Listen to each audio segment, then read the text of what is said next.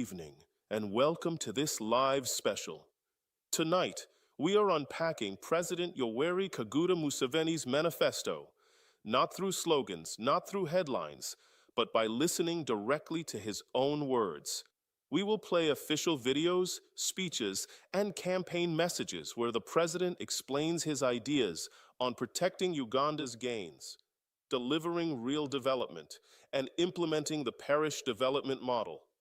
Our role here is simple: to explain what is being promised, provide context, and ask the questions that matter to ordinary Ugandans.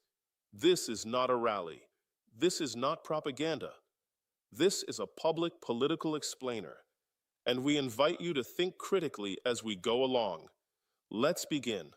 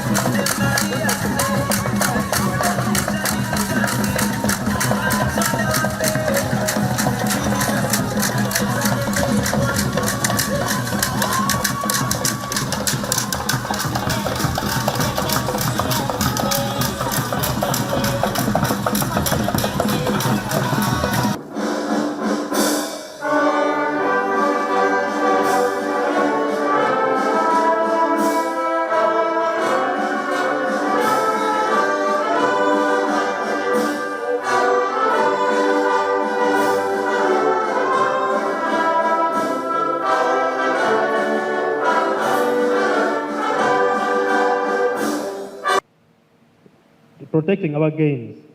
It resonates with the NRM historical mission of guaranteeing Ugandans prosperity and security.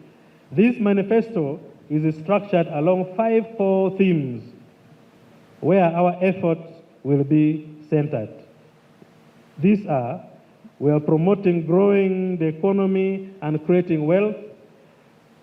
We are pledging more infrastructural development. We are talking more about investing in human capital. We are speaking more about democracy, good governance, and security. We are pledging more commitment towards regional integration and political federation. The manifesto is not merely a document, but a promissory note of what NRM government will offer to this nation.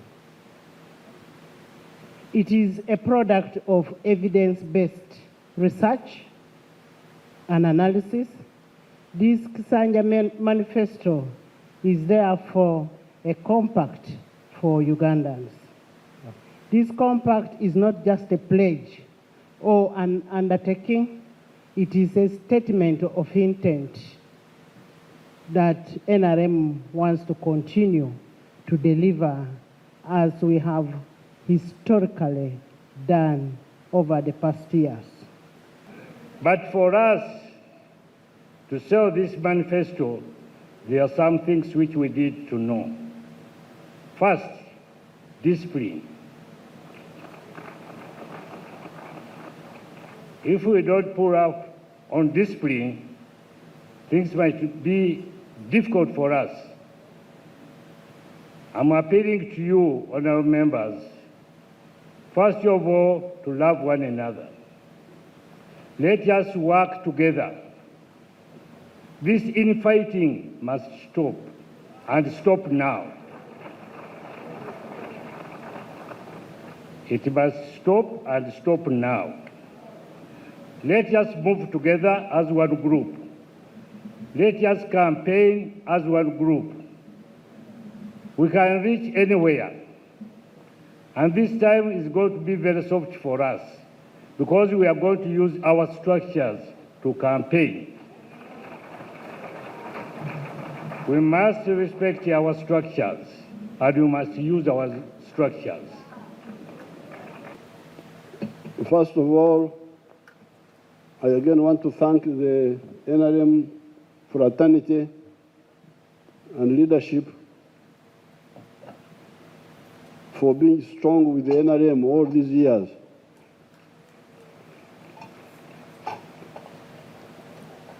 And secondly, I want to thank you for supporting my candidature. First of all, electing me chairman of the NRM again for another 5 years, 2025 to 2031. And then also electing me as flag bearer for presidential contest for the President of Uganda for the period 2026-2031. Thank you so much for the support.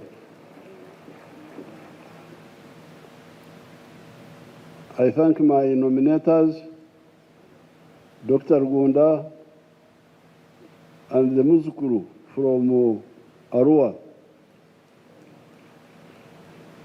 who nominated me. Now here, with the manifesto, we are not just talking about this manifesto. We are talking about the work of the NRM for Uganda and with Uganda for the last 60 years. Our theme today of protecting the gains and ensuring a qualitative leap to high middle income status is our logical next step now, given what we have already gone through. Everything we are saying is linked. It is not one thing, they are all linked. And they are all in this manifesto. Now, under A, I have got 7 points, which are what Secretary General Todong and Yarahanga talked about. What the NRM has given to Uganda has first of all been peace. Peace to the country. No war. And security. This has been ensured by you people, the Wananchi, and the UPDF. So this is number one. This is number one gain. Number two, development, meaning development of social infrastructure like schools and health centers, the details which they put there, and also economic infrastructure. They are all there in the manifesto. The roads, the railway, the airways, they are all covered. Development covers infrastructure mainly, economic infrastructure and social infrastructure. So that is number two. Number three is wealth creation. You, the leaders, you should really know that to strengthen the NRM more and durably, you must do what we in the student movement did in the 1960s when we started the campaign in the cattle corridor. That's why I used to invite you to come to Raikitura. Because that cattle corridor, the people were very, very backward. They were nomadic, poor houses and so on. They had cows, but they had no value. And then we had to solve the issue of what enterprise can they do that will give them income. Now you see how they are. They have money. They have built very good houses, as you can see. Number 4, jobs. Jobs. Where do jobs come from? Jobs come from wealth. Yes, there are a few public service jobs, but those are not enough for all the people of Uganda. The bigger number of jobs is from the private sector. And when people, but how does the private sector create jobs? You create wealth. The wealth is yours, your personal wealth. But in the process, you create jobs. Then number 5, service delivery. Service delivery, meaning healthcare, security, crime prevention, education, transport, all those are services. And Todwong and Yarang have talked about them. So you, the leaders, you need to be clear about all this. Now, number 6 is market. Because when you are explaining to the population, they need to know what we all need to do, what is needed to be done. Because political disagreement is caused by wrong assumptions and lack of information. If people don't know where jobs come from, then they blame the government. We have no jobs. And yet he himself can create jobs, he himself, the one who is blaming the government. The government should be blaming him. But why are you not creating jobs? Why are you just idling around? You have the capacity. Now, number 6 is market. This is what Todong was talking about. If we produce the way we are producing now, all these eggs, all the milk, all the what, who will buy all this? The internal market is there, but it's not enough. Now that leads us to East Africa. So therefore, in our politics, the whole population must be explained that, please, you people are telling you about tribes, Fengabaganda, Fengabanankore, we are Choris, we Abasoga, what? Please, that language is the language of enemies. Now, finally, number 7, strategic security. How can Africa guard itself against all threats? Africa was in danger when we were colonized. Other countries which were colonized, the people were exterminated. If you go to America now, the people they call Americans now are not the original Americans. They are Europeans who came and took the land of the Indians. And they are the ones who call Americans now. Africans survived because we don't die easily. To a miracle. But we cannot again make a mistake of being weak. So therefore, when it comes to army, having a strong army, strong economy, that's why we believe in East African integration, both economically and politically. And that's why we talk of the East African Federation. Now, the knowledge economy is being driven by our children, our grandchildren. I took a picture with them there. But funded by the government.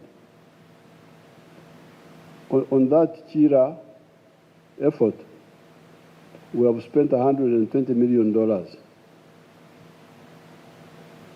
But we need another $143 million. to fully complete it, so that we produce 10,000 vehicles per year, 10,000 buses. Now we're discussing today in the cabinet, and we're saying once a product is already put forward, why don't the public of Uganda come and buy shares in that factory so that they also own it, but also contribute to the capital? Because now all the capital is coming from the government. But I want to use this occasion to invite the private sector. There is one good boy called Magora. Show us Magora's things. Our people have discovered medicines we are going to save the world from so many problems.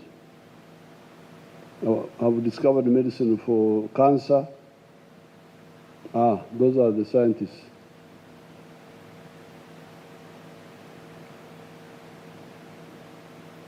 Those are the scientists. All those are our grandchildren. There, the Chira one. So when you hear us say that Uganda's economy is going to be 500 billion in the next few years, instead of the present 66 billion, it is because of what I have told you here. The value addition, the diversification, now the knowledge economy. This knowledge economy, the economy based on science. Now, C now, ABC. C, in this Kisanja, this coming term, there are a number of mass issues that affect the masses, which you, the leaders, must deal with. Number one, poverty and jobs. You must get rid of poverty in these villages through PDM. And it's very easy. Umwavu nazara abavu. A poor person produces poor people. What sort of society are you building here?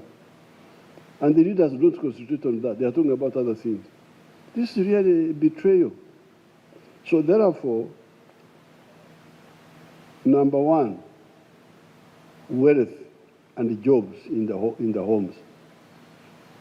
And the solutions are there. PDM is there, Emiogo is there.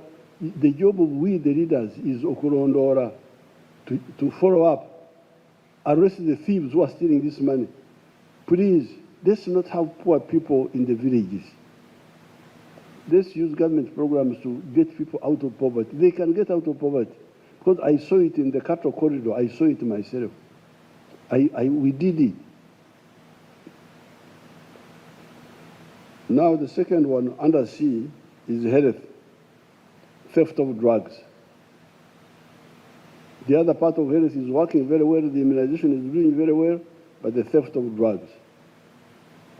Number three, crime, police and judiciary, corruption. Number four, free education. Biarhanga talked about it. We must ensure that the children now, in order to see the catastrophe, these people who have been suppressing our program of free education. Then the other issue, number five, are the roads. The roads, some of the roads are good, but some are in a bad situation. The tarmac roads, there was some under-budgeting which crept in and bad planning. Some of the tarmac roads have not been repaired in time, like the one of Muvende Fort Poto, Muvende Mitiana, even the one of Bunduwijo, even the one of, we have identified those roads, we are now going to work on them. But the problem was bad planning in the Ministry of Works, but also bad budgeting. The pressures you bring must have a new district. Now. We must have a city status. Now, what is the point of having Fort Portal city, but the road to the city is in a bad situation? What planning is that? Even my people in Kabale now have been putting pressure on having Kabale city. But we have the road from Muhanga, Rwamchuchu, Kisizi, Kebsoni, Rubari, not worked on.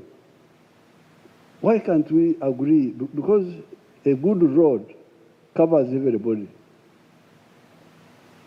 Land grabbing, I'm glad somebody talked about it. I heard somebody talking about it. Land grabbing. We're going to fight that. That is now C. Now D is irrigation. Now finally, E, I want to talk about the youth, our youth. There are very bad people in newspapers like the Monitor, of course from international, who give messages to our young people which need to be helped. They try to make our young people only concentrate on pleasure,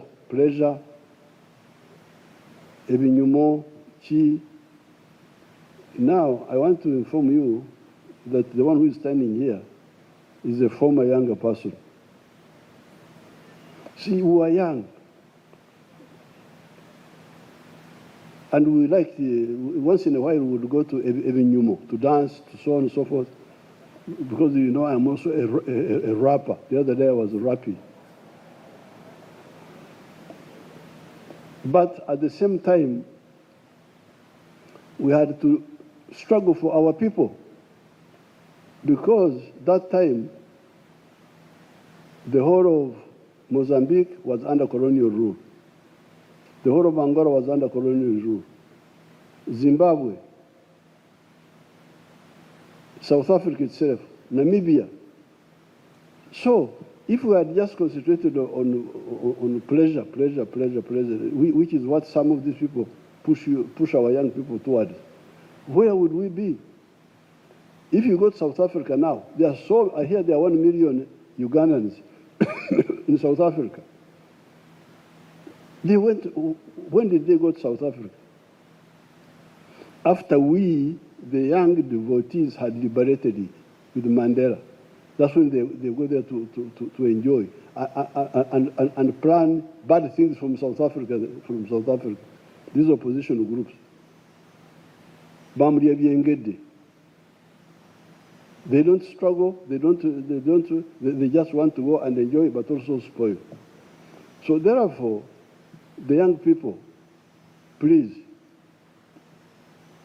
Young is biology, but you need ideology. We are young here. And we were together with Mwalimu, who was older than us. Mwalimu was like in his almost 50s that time. We were with Mandela. Young, but working with elders who had the same ideas as ours. So, you are young, but where do you stand ideologically for Africa? Because we are saying, number one, love Uganda. Other people say, no, don't love Uganda, love your tribe. Know how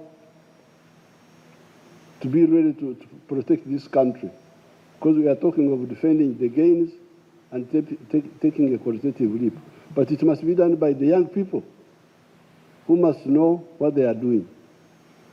Fortunately, I have all these groups. I have the Generation X in my house, in my nuclear group. I have the Gen Z. So please, our young people should not be misled by. I think these are, if you read the articles in Monitor, that Monitor is an enemy paper. Their job is to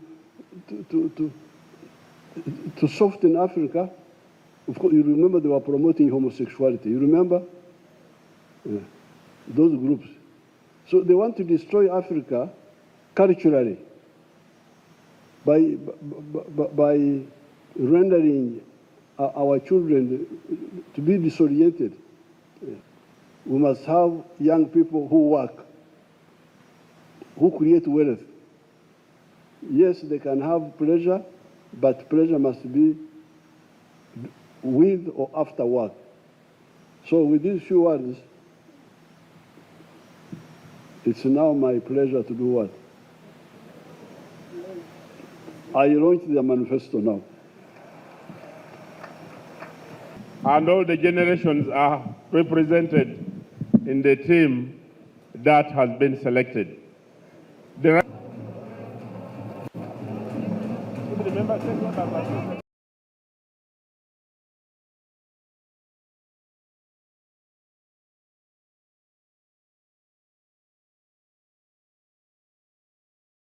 Older than me does not mean that you know everything. You don't just vote.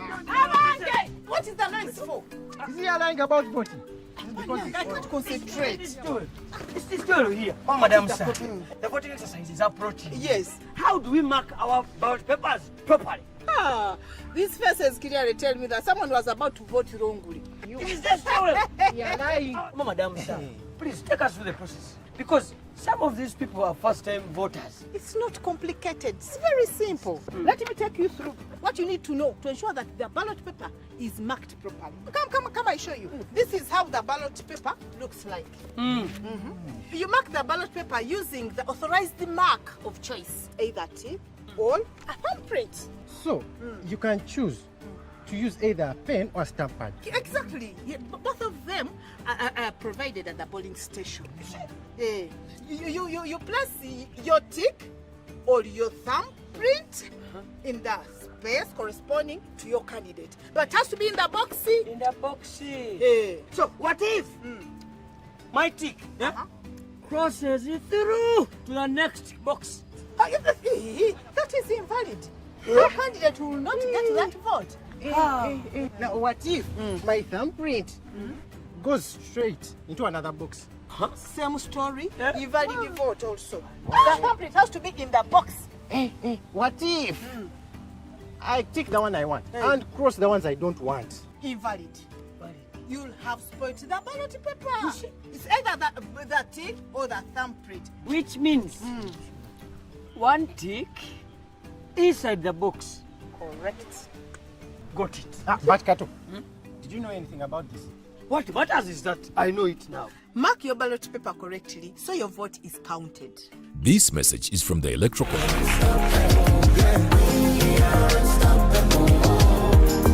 We are who we are. We are unstoppable. We are the power. We are strong and proud. We are unstoppable.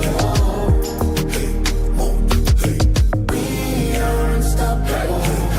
We are unstoppable. We are unstoppable. Better believe that. My name is Ratifa Sechema.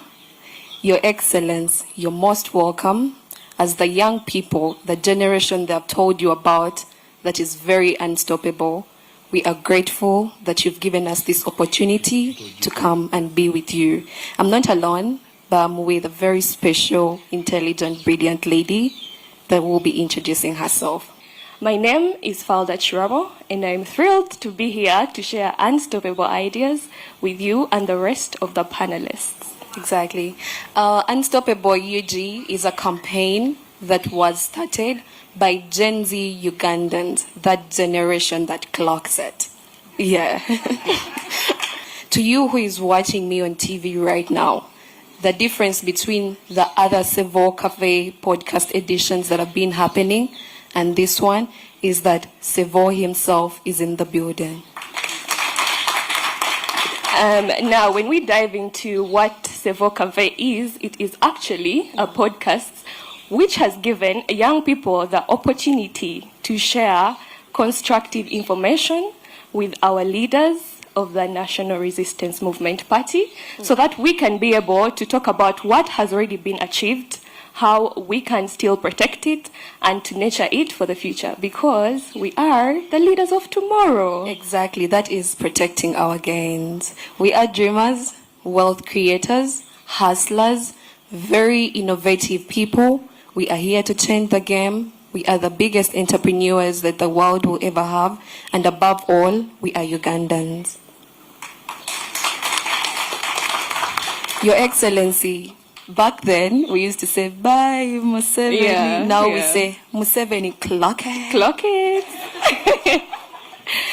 On the panelists we have today, the lady you are seeing there is called Atim Olaya, and she is a very brilliant student. Next to her, we have a very big dreamer, Sandra Lian Nabichi, a hustler and a business lady. Your Excellency, the gentleman you are seeing, the king among those queens, is Odokonyero Gerard, a software engineer. Clock it. Yeah. I would request the panelists that we have to clock it together.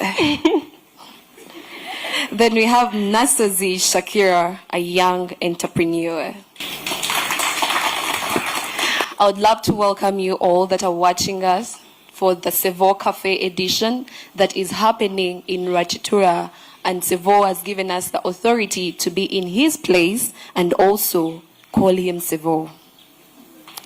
And now we go into the serious conversations that have been baffling our minds as young people, so that we can be able to get answers to them. Because in my tribe, they say, Erisorium Kulu, Ewadugala Ewalaba. So, we would love to welcome our panelists. Yes, and the panelists are going to be asking those questions. Sevo, we have gone to different places, and the panelists have been hearing the different ladies and gentlemen, ladies and gentlemen speaking their questions that have been asking. And now this is the time for them to bring those questions to you on behalf of all the unstoppable Gen Zs. Thank you so much. Good evening, Mr. President. I would like to firstly thank you for welcoming us here and hosting us, the Gen Zs, and allowing us to have an educated conversation with you. I would like to start with a question regarding your goals for the economy. Mr. President, you want to do a qualitative leap for the economy from a GDP of 60 billion USD to 500 billion USD by 2040. That's an amazing goal, and I want to know how we, the Gen Zs, can help you make this even more tangible than it is. Well, for the Gen Z and for all the generations in the last 300 years, you need to know that the economy has 4 sectors. That is where you can find wealth and jobs. The 4 sectors are commercial agriculture. If you produce crops for money as well as for food, you will create wealth and get money and create jobs. Commercial agriculture is of maybe 3 types. You can have the small scale, the 4 acres model, because I had people asking about it. 4 acres model is for the small scale, the ones with small piece of land. And these are the ones we are saying, since you have got a small piece of land, select high value enterprises, and those should be the ones you do in your small area, and you will get good income. And I have got examples of that. I've been showing them on the screens. People earning billions of shillings.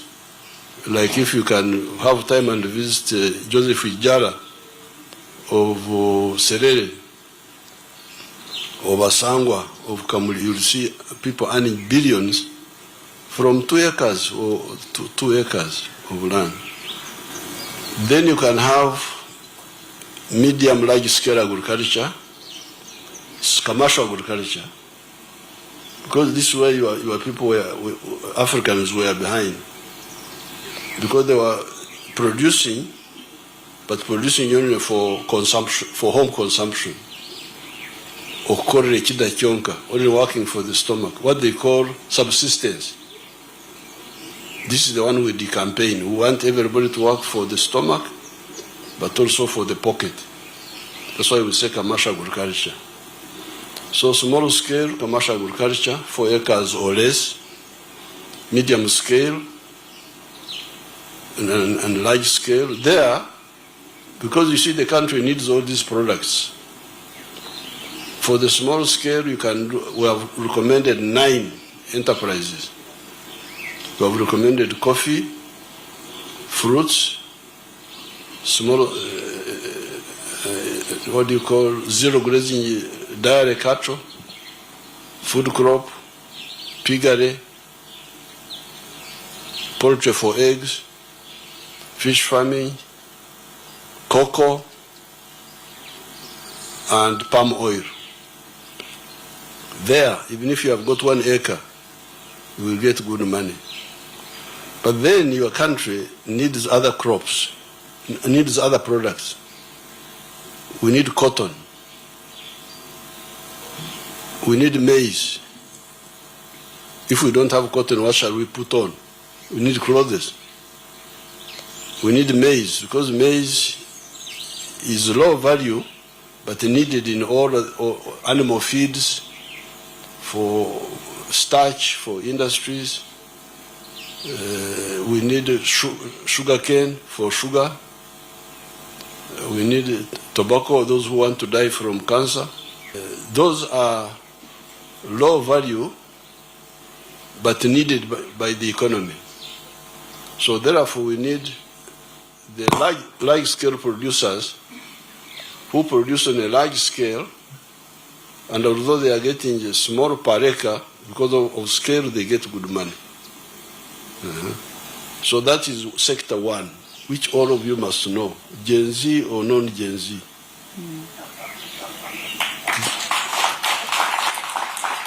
This is mandatory, either you know it or you don't know it, and you are doomed.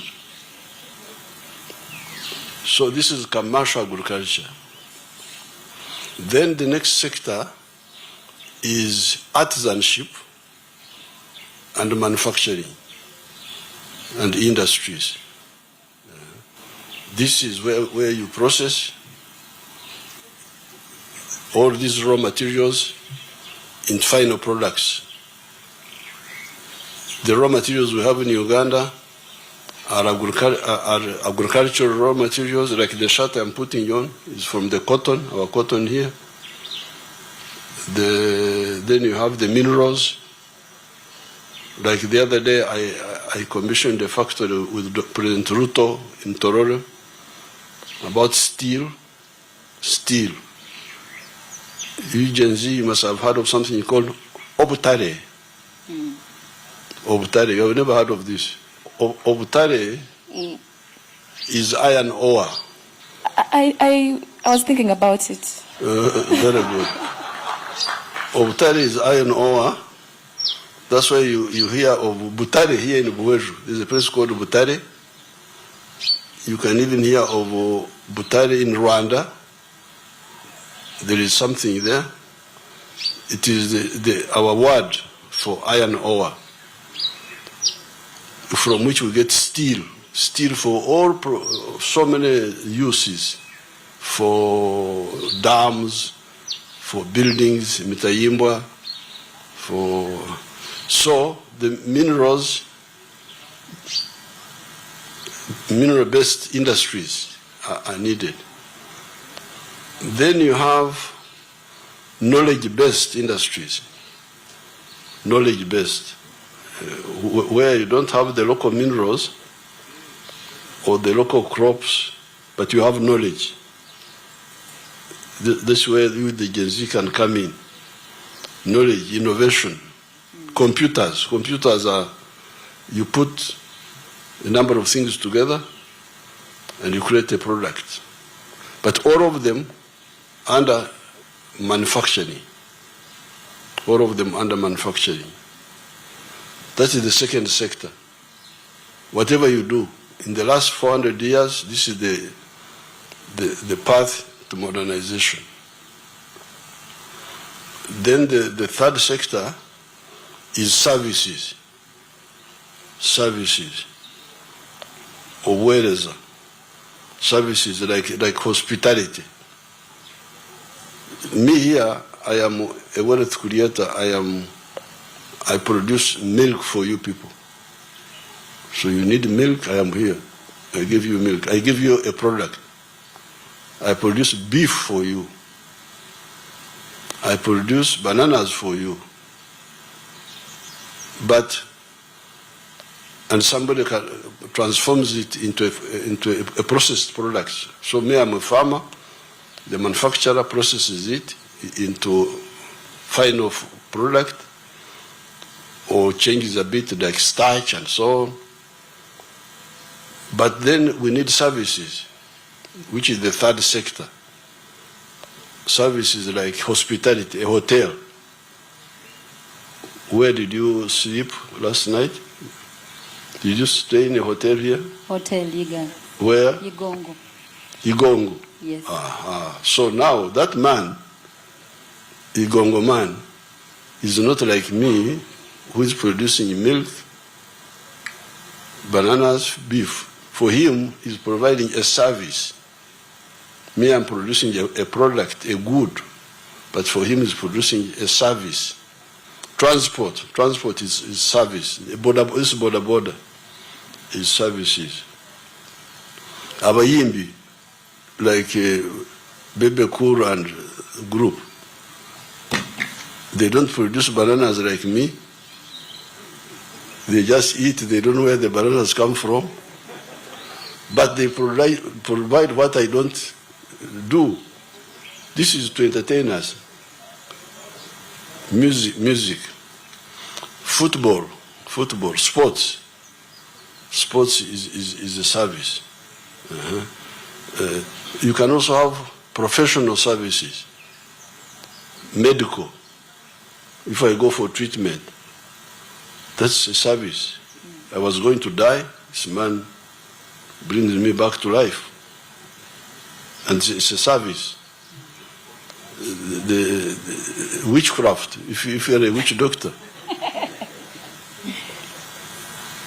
you pretend to provide a service.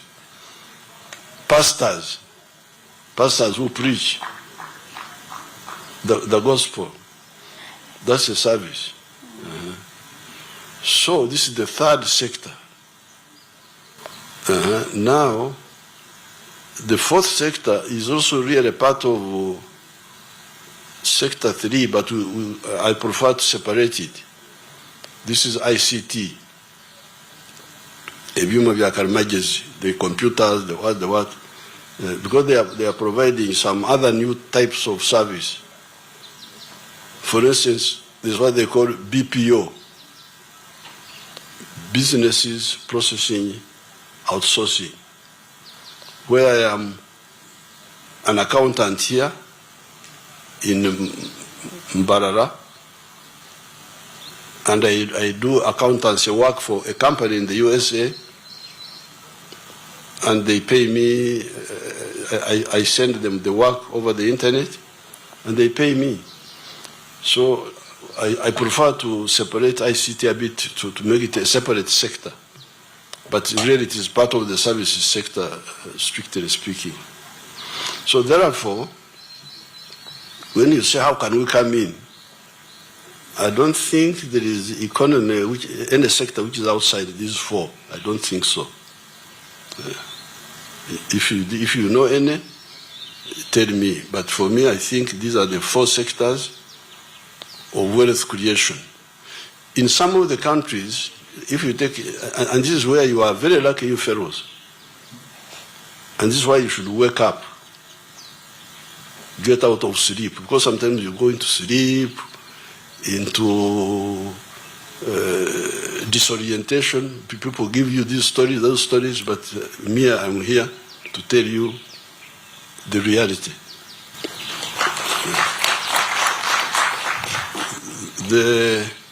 Some of the countries are not as lucky as us. If you take Japan, there's no way they can engage in commercial agriculture because they don't have the land. So for them, they don't have. So for them, the only economy they have is the knowledge economy, sharpness of their engineers. So here we have got everything. All these sectors we can perform in them: agriculture, manufacturing. We have our own raw materials, services. We have everything is here. So when you say where we the Gen Zs can come in, you can come in wherever you want in the four sectors. Well, thank you so much, Mr. President. And by the way, I have got some Gen Zs here also in-house.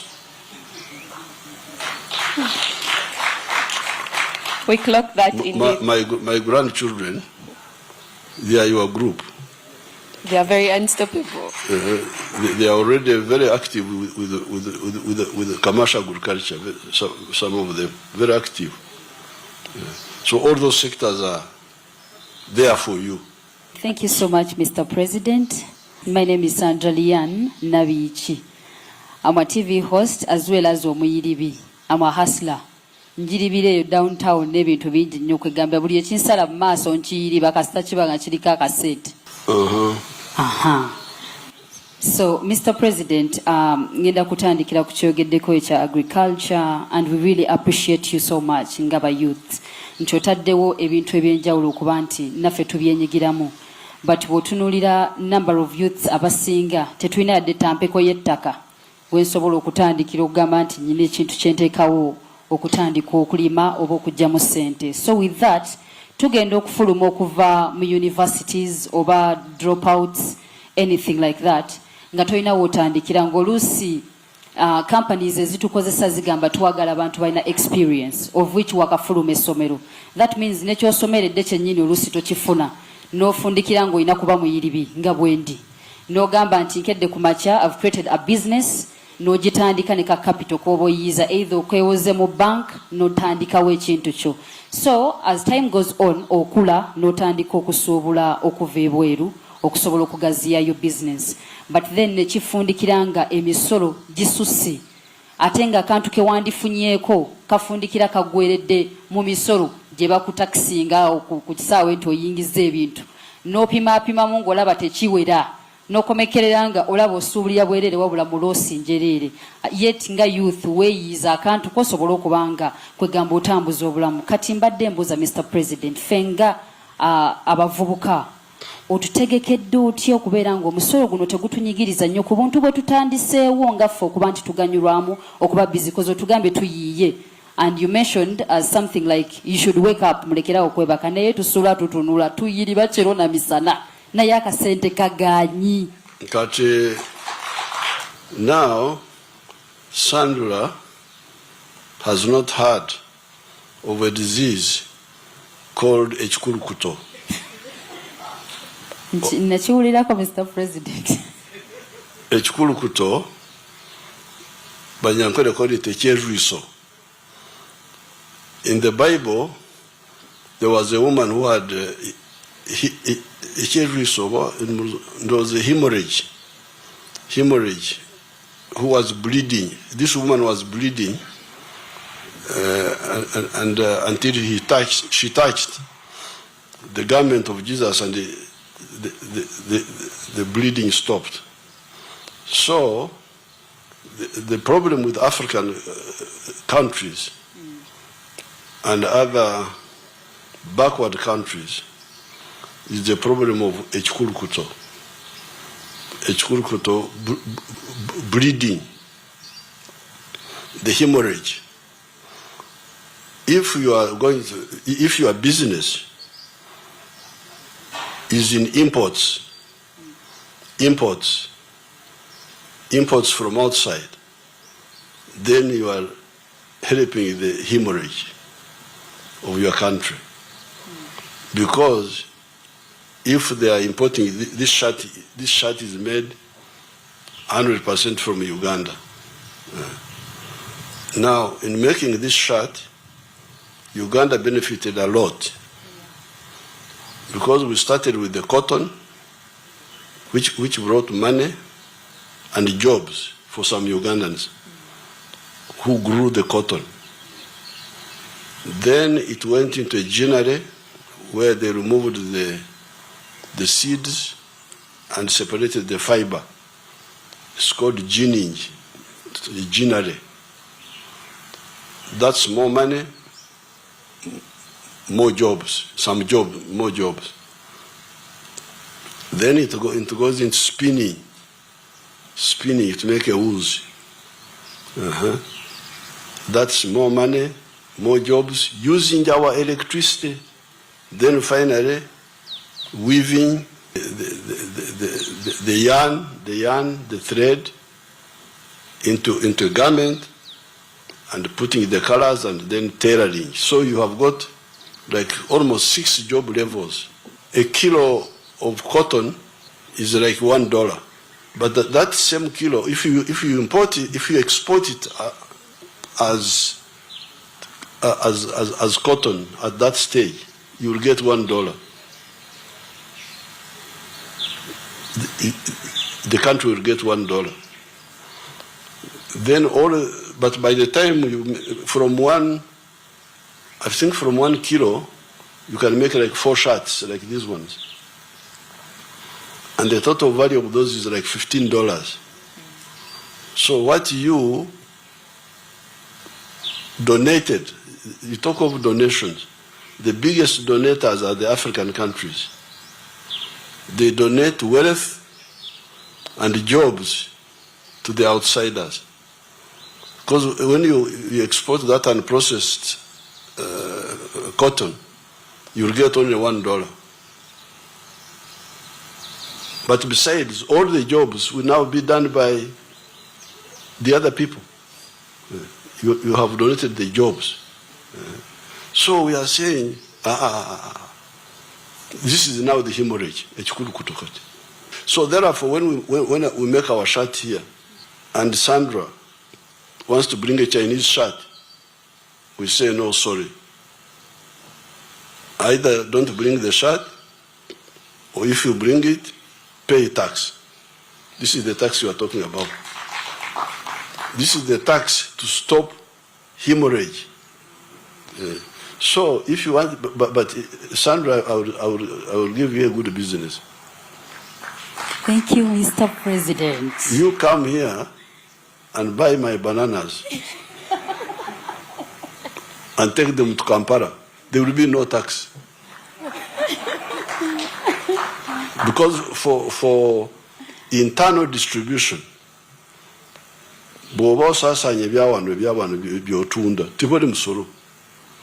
if you buy maize from Chiboga, you buy sim from Acholi, there will be no tax. There's no tax on internal distribution. There's no tax even on agriculture. There's no tax. But we tax you, the agent of Echikurukutu. Because your mission is to turn us into a supermarket. We are going to put for a supermarket, Yavarara. And we don't accept that. We say, no, we are not a supermarket here of foreign products. We are a productive society. So that's how you face those are the only taxes, import taxes. They are the ones you are talking about. So you cannot say, Sandra cannot say, munzi sewa nange. Mbade ndaka business kange, kokore sanduko z'abafu, naye kati abantu tebakyafa nnyo, n'olwekyo munzi sewa nange, leka abantu bafe, so that your business of coffins is a bad business. So what's the good business? There are some businesses which should be discouraged if possible. And it is only, in this case, it is only import business. Import, not imports. In fact, up to now we are still liberal because we are only taxing imports of consumer goods. Not medicine, not machinery, but consumer and luxury items. These are the ones we tax. So this is in order to okusigaza omusayi gwaffe ekikulukuto okukomya ekikulukuto. This is why our economy is growing. And when you say it will grow by 500 billion, it is because of this. Because remember, instead of one job level for cotton, we have got 6 job levels. And all that money is staying here. Jobs are being created. They are using our electricity. You know, sati jenyamba de wano, amasanyalaze gaffe gagikola. Eri jojo China, amasanyalaze gaba China gagikola. But then lastly, Mr. President, thank you so much for that. Naye waliwo kyetuwulira nti foreigners are given taxation holidays. Kati nga n'oluusi gwe ky'otunda naye kyatunda n'ofundikira nga gwe oli muloosa ate nga bo bakola. Is that true? Now, very good. Abaana bankoze bulungi bannange. Okundeeta mu bazzukulu mbajjemu oluhumbo nolwalezo kye mu Luganda. Oluhumbo. Tujjeko ekifu ku maaso. Okay, you can use that one also. You can use that one. You see, there is a measurement. There are measurements of economics. One measurement is called GDP, gross domestic product. This is the measurement for all products produced in Uganda, whether by Ugandans or non-Ugandans. Kati mwe mukola ensobi nimugamba nti ekolo ly'omu China tumba batuufu kasita ekolo libeera wano lya Uganda. Singa Museveni agenze China nazimba yekolero togenda kugamba nti ekolo lya Uganda. If Museveni builds a factory in China, that factory is not a Ugandan factory. It is a Chinese factory built by a Ugandan. So therefore, all the factories here, all the production here is really ours. Kati mu bantu ababiri waliwo omu China azimbye ekolero wano. Azimbye twaranga yazimba ekolero lya ceramic tiles ze bakozesa mu mayumba, amategula waki ceramic tiles zino ze bateeka mu mayumba. We were importing those. Can you imagine? This man builds them here. Ate waliwo Sandra akyasaka enviiri z'abafu ebweru. Anti ffe tetulina nviiri, Mr. President, tulina kaweke. Kati ku bantu ababiri omuntu akoledde amatofali wano, what do you call those tiles mu lulimi lwaffe? Tiles ze bateeka wansi mu mayumba. Kisigalayo tayiro.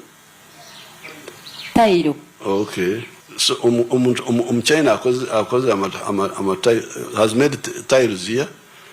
Now Sandra is importing dead people's hair from I don't know where. China. So who is better for Uganda? Echikulukuto. Remember the hemorrhage. Who is the one who is conserving our blood? The Chinese. And who is the one who is facilitating? Akasente katibaretu akajja mu mwanyi kalina okuddayo okusasulira enviiri z'abafu. This is madness. It is sickness. That's why Africa is, Uganda is strong. That's why people are worried when you see these people who are talking, these so-called candidates. You can see many of them are working for foreign interests. Because they fear, they can see us that in the city muzibe wa maso. Ndi wano. Ate n'amaanyi munange kubanga enjiri na wano ebyokozesa ebikule ennyo tubiri na wano n'emmotoka tutandise okuzikolera wano. So this is the kikulukuto now. Please remember the hemorrhage. Okuswala, to be ashamed, you should be, you Gen Z, nandiyagadde muswale, feel ashamed. The GDP of Africa, the whole of Africa, Africa is 12 times the size of India. You can put India into Africa 12 times, size-wise.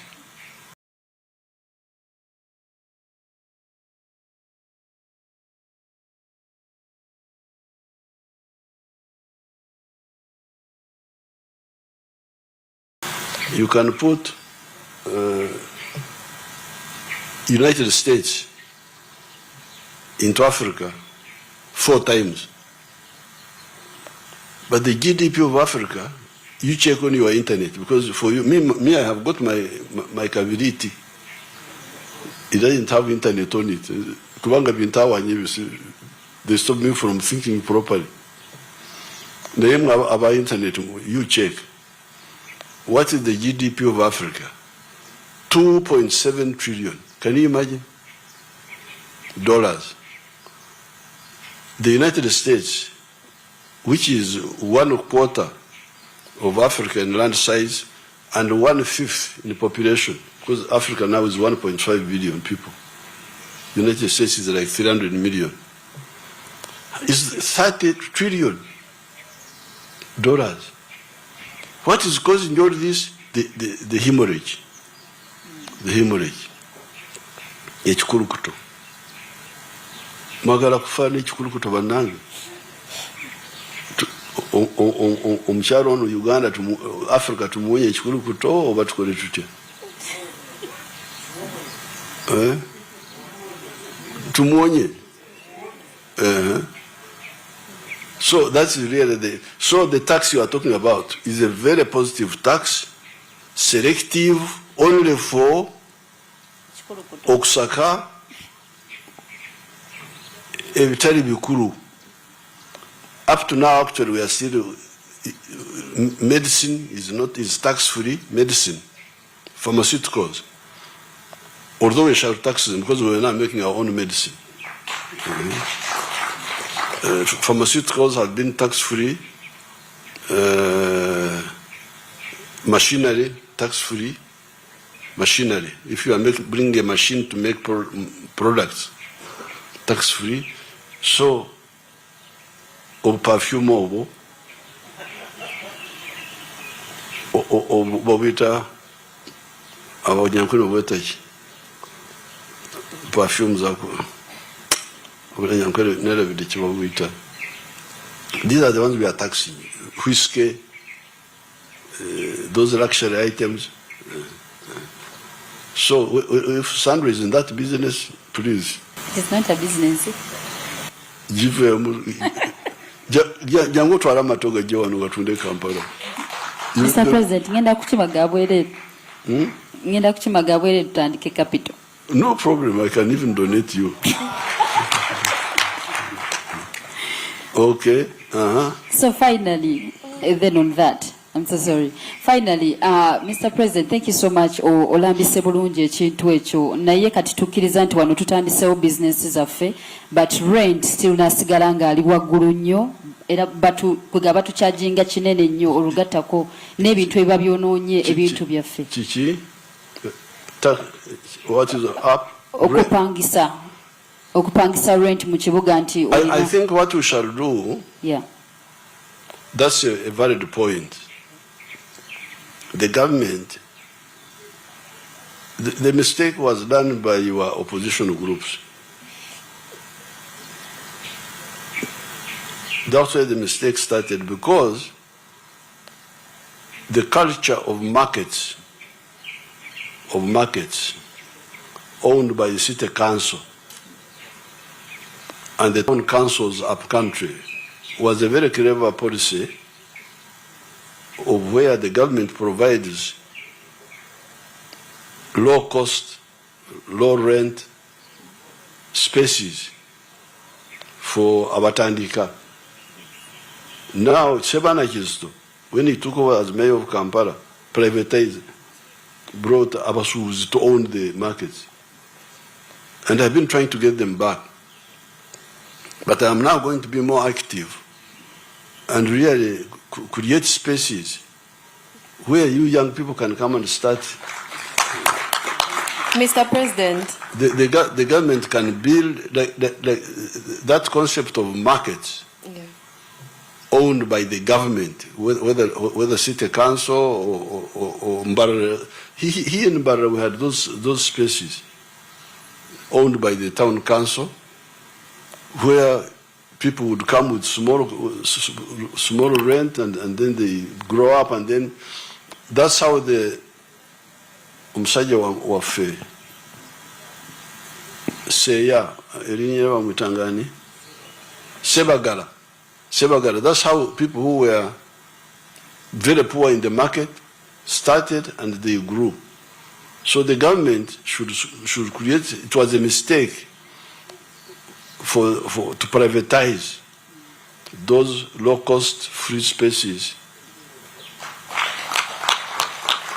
whether they are markets or even building centers. That's why, for instance, I built skilling hubs. Where I train the children free of charge, then they go.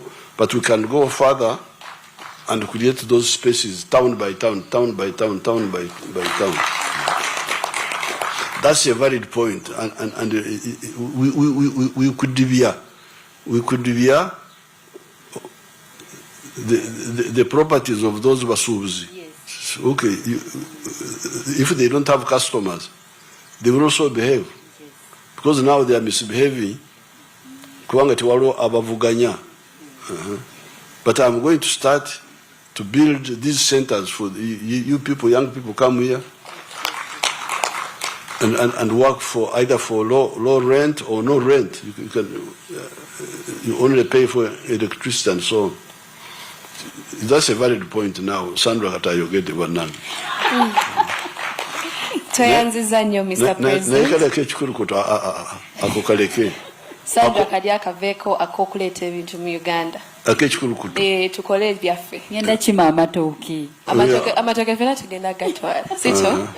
Very good. Mr. Gerard Odokonyero is a software engineer, and he's also here to represent the young people that are in that sector.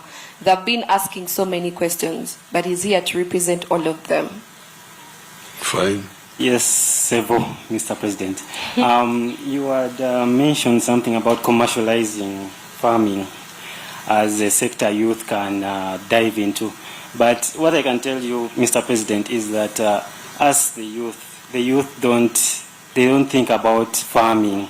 Our mindsets are not about around agriculture and all that. You see, like we are in this 21st century .com era, internet, what everyone is running to the internet. Everyone is trying to digitalize their businesses. TikTok, social media, what we have influencers. People are making money like that. But now the problem is because everyone is running to the internet. Everyone wants to put their business out there. The problem is now the challenge that we face is the data issue. They are expensive. You load your data for 2,000, in the next minute they tell you you've used 90%, and then you'll be like, yay, where did the data go? Mr. President, data is a very big influential thing to us youth, because we are putting our businesses out there and it is very expensive. Data and network connectivity. Some areas, I can tell you, in my village, that side of Gulu, it's called Laboch Koro.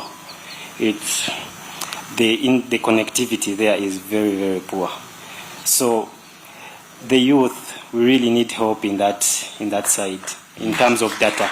Very good, very good. Now, first of all, I must rescue you in terms of thinking, because I have not had anybody eating computers. From what I hear, people are still eating food. However,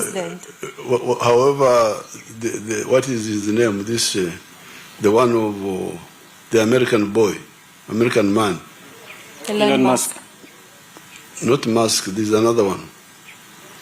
The one who started the Bill Gates.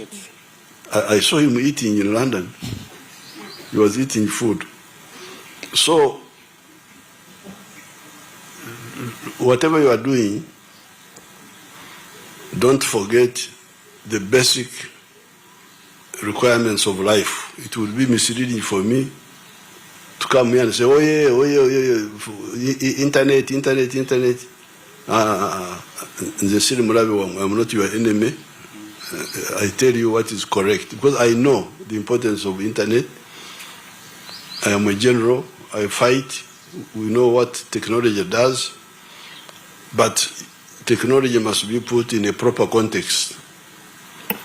The basic needs of man are still the same. Food, you must have food. You must have clothes. Clothing. You can't go naked that you are computer, you are what? Shelter, where to live. Where to live. That's why you are talking of workspace. That's shelter. Not renting. That's shelter.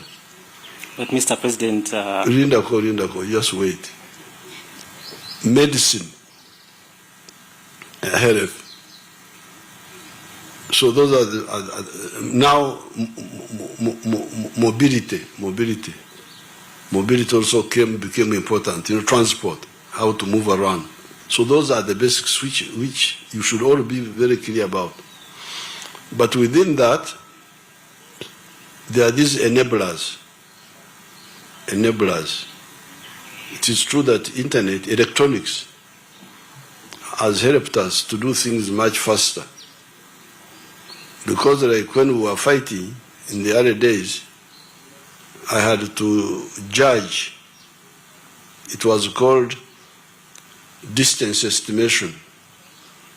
I had to use my eyes to estimate how far the enemy is, so that I could adjust my gun sight to shoot him properly. But these days, with the laser, it tells me exactly where it is. I don't have to calculate. I just read it on the gauge. You see that. So we know how the computers have helped. So be clear about that. So therefore, Odokonyero is correct. Internet should not be owned by private people. It is the same story like the workspace, like the renting. Because when the internet is owned by business people, especially if they monopolize it, they are after money. They are after money. That's why the internet, the backbone is owned by the government. The government has got their own backbone, so I will have to check with Badimus what is the problem. Why should the people in Gulu, and I have been building the internet, taking it all over the place. I will check, I have not checked to know why, where it has reached. But the government internet backbone would not overcharge you. And I think the cost was coming down from $600 per gigabyte or something else. It will come down. It will come down. But the strategy is that the backbone should be owned by the government, not the private people. So if the private people have their own backbone and they make it expensive, you abandon them and you use the government one. I will check that. I will check that. That's why I want the railway to be owned by the government.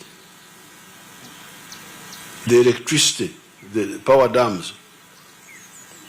You know, I don't know whether you heard that we had brought an Egyptian group into the railway, but we chased them because they're after money.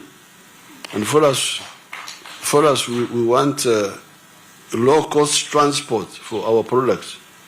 So for the internet, it's the same. We need low-cost transmission so that it doesn't become very, very expensive. The railway, the pipeline, you have seen that in the pipeline for those common infrastructure should not be owned by the private people, should be owned by the government. But I will check what is the problem with the Gulu. Yes, Mr. President, and also in addition to that, we still have that band of Facebook to access it. I don't know why it is still there, because what the youth are doing these days, because internet, as we mentioned, is a very key factor to support the youth's business, because every youth these days is digitalizing their business. They market it on social media platforms. So if Facebook can also come back and they remove that restriction on it. Because we shall study that, because I had to teach them a lesson. Because they thought that without Facebook, Uganda will disappear. But Uganda is thriving. Yes, Dokunyero has got some little problem. But we are moving ahead. The cows are going home and coming back. We had to make it clear that they can't stop us. We're unstoppable.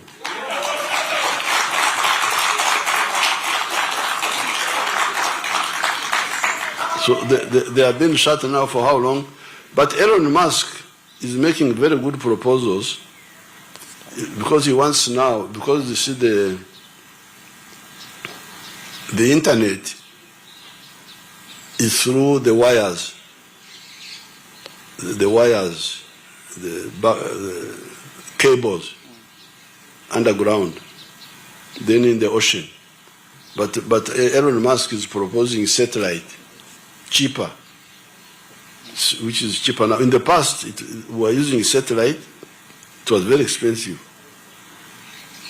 But then we started using the cables, which was a bit cheaper. But now Elon Musk is saying he can make it even cheaper by satellite.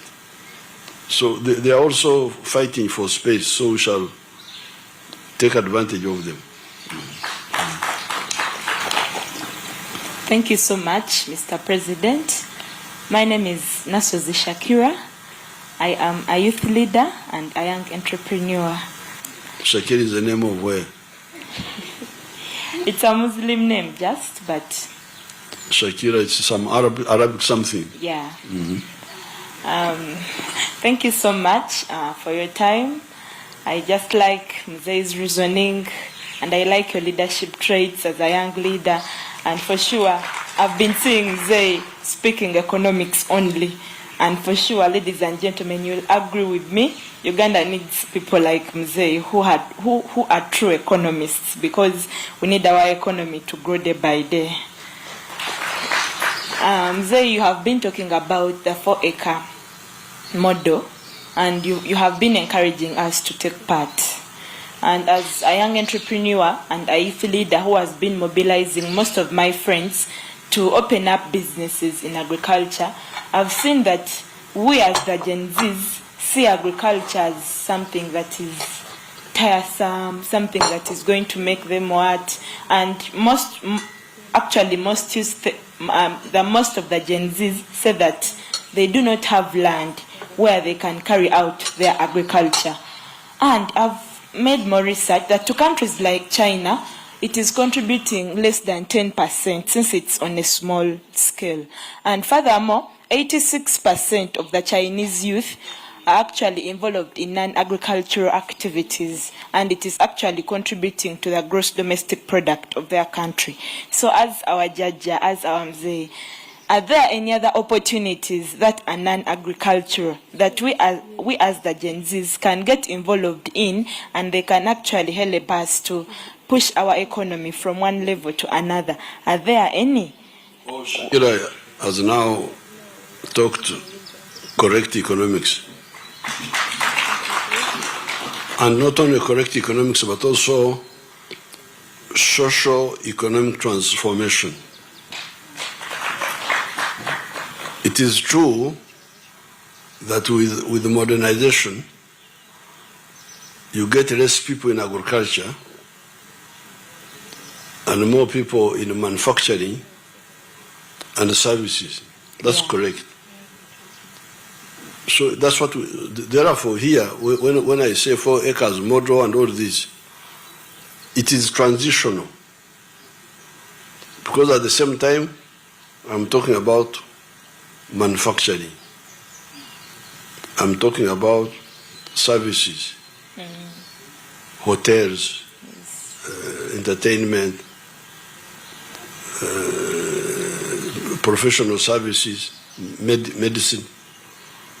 So, if you take the United States, only 2% of the people are in agriculture. Very true. So even here, it will change. But in the meantime, it can't change overnight. So that's why I say for you people, still in the rural areas, with small land, your medicine is 4 acres. 4 acres model. The ones with big land like me here, I can do large scale. But at the same time, manufacturing. That's why we're creating industrial parks. Namamve, Bale, all of this. So, the youth, if they don't want to go into agriculture, that's why they can go into other services. This is why I'm telling Sandra, go into, because trade is a service. When you are a trader, you are a service provider. You are linking me, the matoke grower, with the consumer in Kampala. In the Silnabu day, I don't have time to go to take the bananas to Kampala. But Sandra takes them, a trader. So it is true that so therefore the youth, if those who are in agriculture should be there. And as agriculture becomes more efficient, because also what we have now in the country is what we call disguised unemployment. Yeah.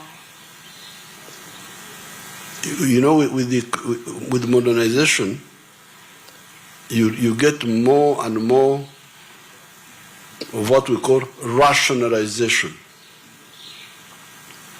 Rationalization kitegeeza okujjamu ebiteetaagisa. Waliwo bye tukola naye tibyetaagisa. Singa bivaamu, we shall be more efficient. It's called rationalization. So our structure now, you'll find the Jaja, grandfather, is on the 4 acres. The ones we are talking about, Jaja is there, grandfather is there, father is there, Muzukuri is there, they are all there on the 4 acres. But they are not all needed. They are not, we just need only one. But it is still our structure. We can't check it, work at. So we accept it, try to use it as we move forward. But actually, you may find that, I haven't checked, but you can check with a tractor. How many people do you need for 200 acres? You may find you need few people to plow for 200 acres rather than very many people. So with the use of machinery, you reduce numbers. Then those numbers can go and do other things. So what is clear, what is correct, what is necessary is the long-term vision. As long as Uganda or Engarayo, these transitional steps, you can see that some of them are not necessary, but as long as we see where we are going, we shall get over them. So I totally agree. Now I am with Shakira. She has joined me. When I was in Tanzania, I was teaching economics at, when we were fighting Yamin, I took off some 2 years to teach. And I was teaching a course called one topic, characteristics of backwardness. How do you know a backward country? One of the characteristics is to have more people in agriculture than in industry and services. It's clear. It's one. But that's where you are starting. So what do you do? Because now we have been having agriculture, but subsistence agriculture. Okorra ekida kyonka. Only working for the stomach. Teach me each keken. Do you speak Acholi? Yes, I do. Lok Acholi? Yes. Lok Maber? Ati Maber. Apoyo. Pacho kweni? Pacho kweni. Pacho. Pacho. Pacho kweni. Tie ingo. La poch koro. Koro. Oh. We are speaking our language, these people cannot understand. So, because what we have been having has been subsistence agriculture. People are just there only producing what to eat. So we say, please, now at least start producing what to eat and what to sell. And do so with the chivaro. It is better than what you are doing now, but it's not the best. But in the meantime, so we are together now. Thank you so much, Mzee. And maybe lastly, Mzee, I've heard about the presidential initiative on skilling of the girl child. I've seen it in Chivuli. I don't know any other place, but I mainly saw it in Chivuli. My fellow youth from the eastern side would also need such skilling, and I'm one of them. I saw people being trained in shoemaking, and I make shoes. I saw people being skilled in tailoring, bakery, and very many other activities, and they're actually given machines to start up. And as you know, the eastern side, it's one of the regions where unemployment is very high. So I was requesting, if possible, if at all the presidential initiative on skilling of the girl child can be extended also in the eastern region, in the areas of Jinja, Soroti, Katakwi, and very many other areas. There are zone skilling hubs there, all of them have. All of them have. The girl child was only in Kampala. Yeah, and that is why I was like, can it be extended in Jinja and very many other places? Yeah, we can do it. Skilling is... my pleasure. Skilling is... Now, some people are saying that why only talking about the girl child? Why not the boy child? This was just to deal with the the cultural distortion where the girls were really sort of forgotten in inheritance. It had its reasons in the past, because the reasons were patrilineal society which is go through the male, which is in order, but also exogamous. You don't marry within your clan, which was all sound science, because that's why we have very strong genes. Towasa or Uganda, you don't marry your relative, you marry. But in the past, there were wars between the clans. So that's why they didn't want the girl to take the cows to the clan where you may fight tomorrow. But those things are finished now. So that's why the NRM says, no, the girl must have equal rights. My girls here have equal rights with my Mhos. There's no way you can say my girls, although they are married, their share here is there. In my wealth.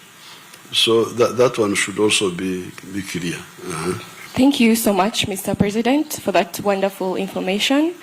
And looking at the 5 principles of the NRM government, one that sticks out to me is socio-economic transformation. And we've looked into the economic transformation a bit, and the social one too, a smaller extent. But when I look at Unstoppable UG today and wanting to relate it to the social transformation, I would love to first start by requesting the panelists to share with us what they think makes them unstoppable enough to enable us as young people achieve or help the NRM government to achieve these 5 principles. And also to request the panelists, let's be Gen Z enough, we speak in seconds and continue with the next program. Mr. President, I think all of us panelists and moderators and audience at large have been beneficial enough to learn from your leadership, because us, we've been born under your wings and we've been able to pick leaves from you. And your resilience and diligence in leading the country inspires us, Gen Z, to also try and be unstoppable like you. I would love to hear your take. I would love to hear the origin story of this unstoppable movement later from you. And yes, thank you again so much. I think our starting point is that we were not so much taken up by the colonial system. You know, the colonial system was very dangerous, because before colonialism, there was no unemployment here, the one you are talking about. Because this word I have introduced to you, emioga. Emioga means a skill. Omoga is a skill. Everybody had a skill. You had the farmers, crops, people. You had the cattle keepers. You had the blacksmith, Abawesi. You had the carpenters, Ababazi. You had the Abakomaji, backcloth makers. You had all those skills. Everybody had a skill. But when the Europeans came, they killed the artisanship. They killed the artisanship. They started, plates were imported, cups were imported instead of the traditional clay, wooden plates and so on.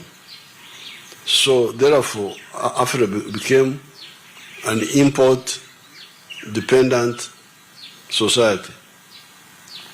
And that's how this distortion of this arts, you know what, the arts science debate. Because when you look at life, a normal life, you have more science than arts. If you see the house you sleep in needs science. The car you are driving, you need science. The food you are eating, you need science. Whatever, much of it. Yes, there is space for administration, but you need less administrators and more myoga people. So, when the Europeans came, they distorted everything. It also created inferiority complex. Africans thought they couldn't do this, they couldn't do that. Like, for instance, when we were fighting Amin, some people came to me and said, Mr. President, I was a fighter, Mr. Museveni, what we should do is to get money, we hire Israelis to kill Idi Amin. I said, but why should we hire Israelis to kill Idi Amin? We can kill him ourselves if we want to kill him. But you can see the dependency. So, the chance we had, some of us who are not so much involved in the colonial system, we were here, cattle keepers, crops people. Then when we came into the system, we said, these people, what they are saying is not correct. Like my discussion with Sandra, a wonderful discussion, historic. Because Sandra I don't think she had heard about the Chikulukuto. Because she thought she had a very strong point. Strong point was you are taxing our Bietusaka China. Or to say, the Munangi, and Yatuse, Sandra Yatuse Banang. Kuanga, Yayambe Chikulukuto no. So this is, you can see the meeting of the two movements. My movement from the resistance to foreign dependency. And then whatever these young people have been picking up from Kasita. You know Kasita, there's a group in Kampala called Kasita. Their job is to import. Why do you import Kasita Banan? Why don't you either make or distribute what is here?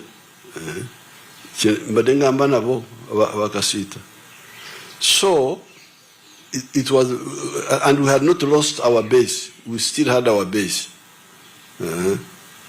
That's how, for instance, the Ankole cow, we kept it. They were saying, oh, Ankole cow is what?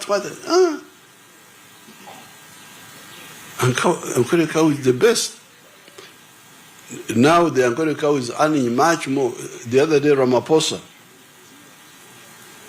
in South Africa, I sold him 43 cows. He actually cheated me because he gave me a very low price. I sold him 43 cows, Ramaphosa. Now he's a big man there in South Africa. The other time he sold a cow for 187 million shillings. One cow. 187 million shillings. But imagine, and why is it so special? The Ankole cow has got yellow fat. All these other cows have white fat. The one which causes cholesterol. The Ankole cow is anti-cholesterol actually. So, but this one was not known. Now, your people have have identified the medicine for cancer,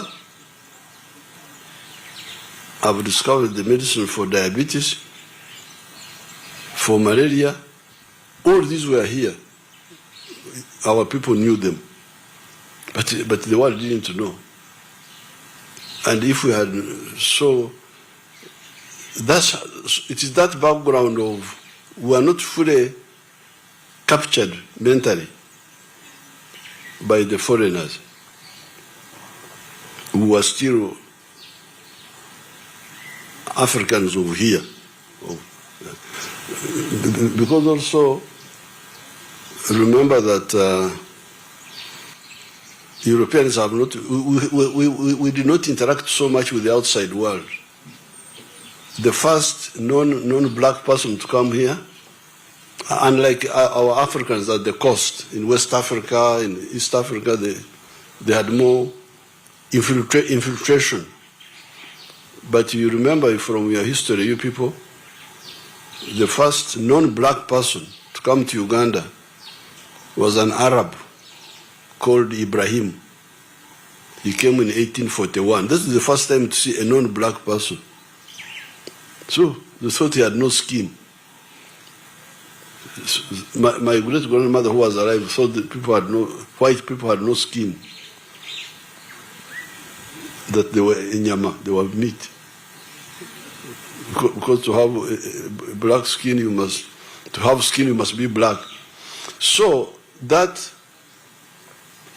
recent interaction is the one really which kept us. Yes, we can see the new things, we can see the advantage, but So I think it is that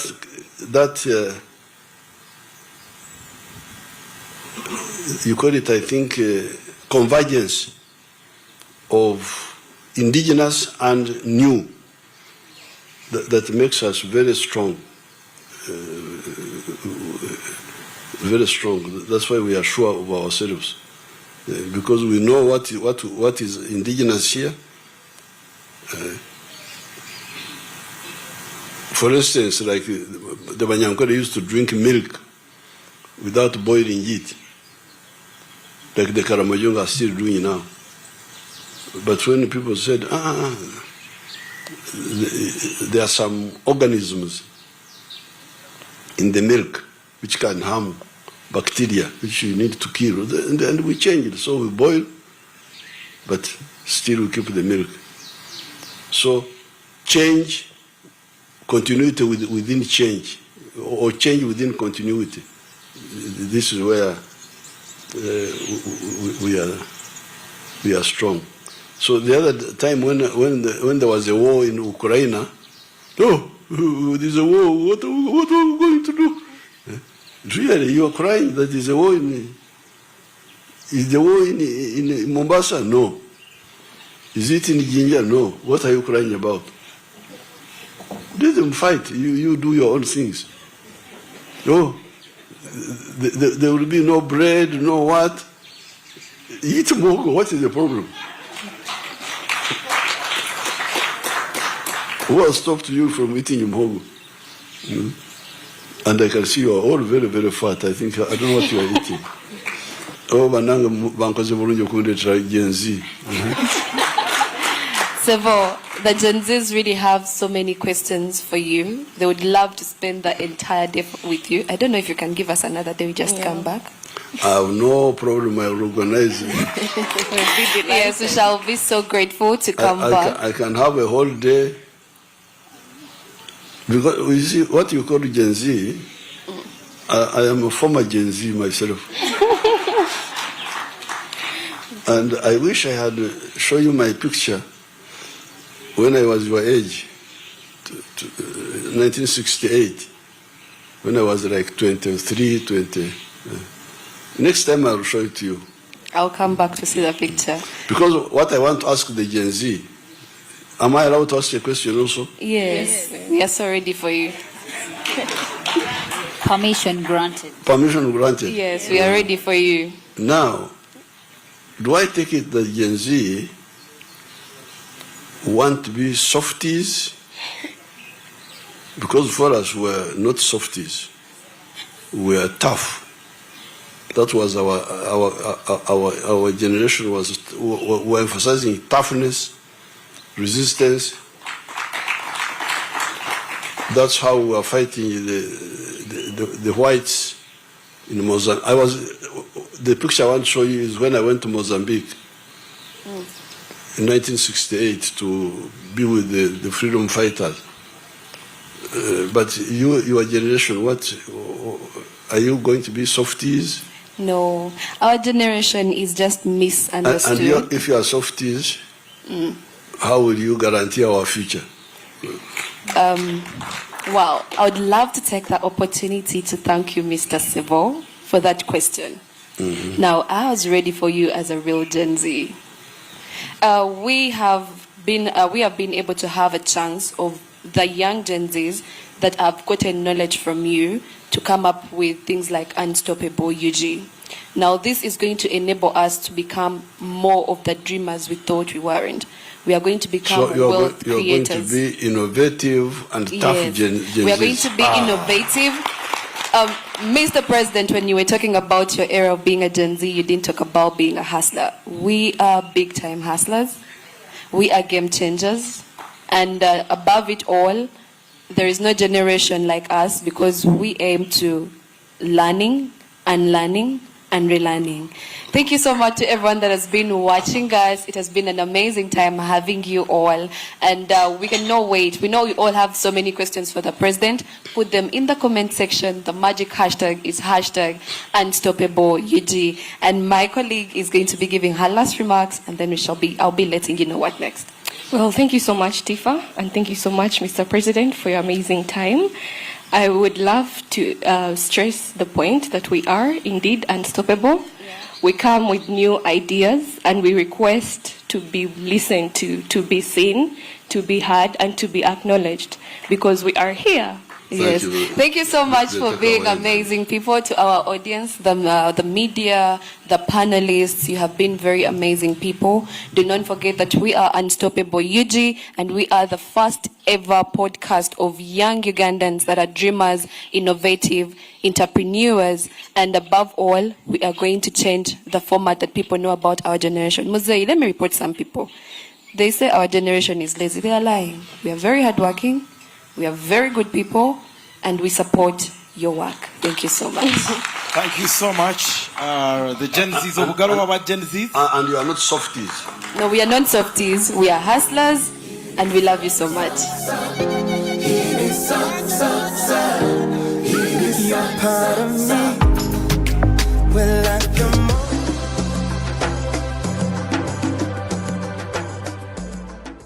Now, these animals you are seeing, I'm milking two. Two cows are giving me 30 liters per day, whereby I'm selling a liter 1,500. So which means I'm getting 1,350,000 per month. I have started the project of banana plantation, where even banana plantation is doing well.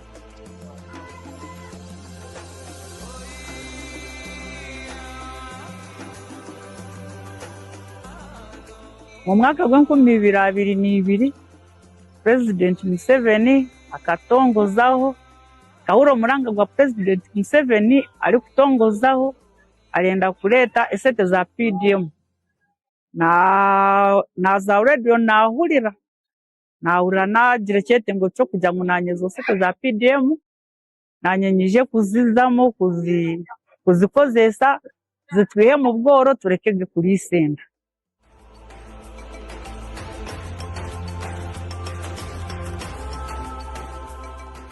Nabo icyo nimbashima hati rushutabiremo kushimuka abantu batanga kureba icyo kubatambira mu rwana sentezo aho kanjura ko tuzohereza buri mwaka tuzohereza miliyoni 100 Ninsima President Museveni ntine bugarukiro aha kurugera hanyihire nerizo bahundi ni musima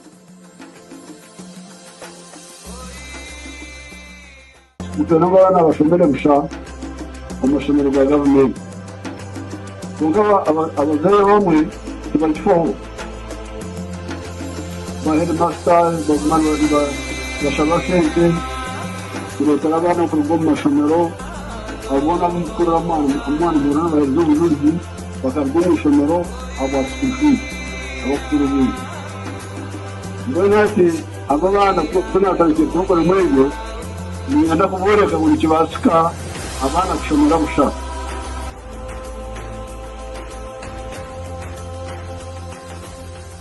twabanye mutureba kwanjye icyo turi kubanza nacyo ukongeraho ubusingi aho ubusingi bw'umunsi ikindi gikuru muno mentase y'amara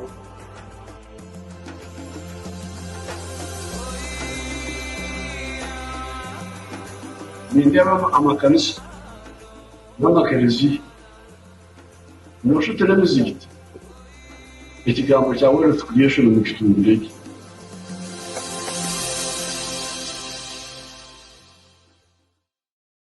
ankobye okukukoba baba ekisooka waidye ku byakulima na kulunda abataka abo bano ab'ekityerera bakwenda ino weno benda ino aye bankobye enkukobe nti bo benda okulunda aye ekintu ekibakaluubiriza abayibi bangi era bali kusaba nti baba iwe eitaka lingi wano banaiba benda kuguza amataka era bakobye nti gula eitaka eryo obaterewo ebyuma ebirunda enkoko ebyaluza enkoko obaterewo ebyuma ebikuba emmere y'enkoko obaterewo ebyuma ebikuba emmere y'ebisolo era n'eidagala babenga nga balinoonya wano kubanga wano waliwo security ate eidagala baidakuba bafuna irungi n'enkoko baidakuba bafuna edda omulembe kubanga ninze ndi kwogera niiwe baba ndi mwayi aye abantu bajja batunda enkoko wajja okudaayo oluisinga tidikula aye bwe tunaaba tulina wano nga banaiba batuguziize eitaka wazimba wano watukolera ebyo baba tuida kuba n'emirembe tituli kwenda nti bazimbe batuwe byabwerere kuba twena tuli kwega okukola tuli kwenda bazimbe tutolerenga wano nga tutwala mu maka gaife nga tutunda nga tulunda era nga tutunda baba ndakoba nti mwena abaidyo okugaya kuni muzeeyi ali gano ku lwaife aye twena tuli gano ku lulwe so muzeeyi tusangaire ino webale okuba nga oidye yetuli ekigambo kyendi kujja okwogera ku ndooza kiyinza okuba kirala muzeeyi mu bantu bano boidyemu watukobye nti oli kwenda twongere okugaziya toli kwenda kuliraana baavu era obanga toli kwenda kuliraana baavu muzeeyi nze nkweyanza era ndakusigala nga nkiira mutwali ekisozi wakuba toyida kuyida emayuge okutuukiriza endagaano eyo abantu abandi balowooza ati pulezidenti bw'ayogera tatuukiriza aye oli kulaga Uganda n'abantu boona nti byoyogera obituukiriza wakoba nti oyida kuyida otwongere programs gano ekityerera obenga abantu bye balikola ekisozi ni gano woona abantu basobola okuba nga babikola bave mu bwavu era abantu banaabayidde gano olwaleero wairenga n'abandi basigaire eyo inuma boona bali kulingirira programu ediri kwenda okujja mu maiso muzeeyi gwe ndi kusembyayo mutabaniwo kule namukobera ngoidye emotokado yaditomera aye paka na buti mbwe motoka ye bagigema ekalobeire ku police station tibasobola agirekula kubanga bako bati bo bazira buyinza so muzeeyi ndi kukutuusira amaloboozi gano kuba buluna kwankoba bulwembaire ndaga nankoba aike mukoba nti ndi kubona nga tisaine kukyogera ine nkyogera olwaleero kubanga buluna kwa awuna yeda yandirire wange yakoba ati motoka yange yatomera motoka da baba wange dada waife banambe bagirekule kuba nereta akasente ate ni mwene buti yaweesa ne motoka buti yona ngeme so muzeeyi omwami oyo aliyo ayenda omulingemu n'ebigambo ebyo muzeeyi tuli kwaniriza olukiko luno lulwo. The young man whose vehicle knocked my vehicles, era omwami gwe bakobye eyatomera motokade, I forgive him. Olwaleero muzeeyi akusoniiwe. So the police commander give him back his vehicles. Era police commander azaliwo na RPC aliwo alagire bamwirize motoka ye. He can go to the penitentiary and confess his sins. Ye aje yabe babetamu abaliwo emyoyo yenenye. So those who listen to us era abawulirisa have done very well. Era balikola bulungi. Now, this is what I wanted to do here in Kitierera. Era ebyo byali kutuwayiranga obwira akubye nti byali kwenda okukola ne wano ekitierera wetuli. What I wanted to do even that time. Oh, ne mu biseera bire byayenda okukola ekitierera mu biseera bire ebyeyira. When I bought the land here. N'ekigendo kyamuguza ettaka lino biri byasomesa ekisozi abisomesa ne wano ekitierera. But the people I sent apparently were pushing small programs. Aye abantu be yatuma wano ng'ate kayiri bakola buntu butonotono. When I asked the manager, what do you have here? He said, 1 acre of coffee, how many chicken, 500 chicken. Yenga mzee bw'abuuza bati wano mulinawo ki? Tulinawo yike ye mwani ndala, tulinawo enkoko 5. Enkoko 5 for president and Ijara has got 10,000. Muli kwogerako enkoko 5 edda president nga Ijara alina mitwalo enkoko. President muli kumukuba nti alunda enkoko 5 wano ekitierera. I'm not happy with those people. I'm going to get new managers. Mzee yakoye mutimu sanufu era ajja kuleta ba managers abayaka. And I want a manager who stays here, not the mobile one who comes from Kampala. Ate ye mutaye ndola atyame Kampala bwaida bwagolola ali kwenda ba manager abanatyamira era wano paka. And we are going to make it a center of excellence.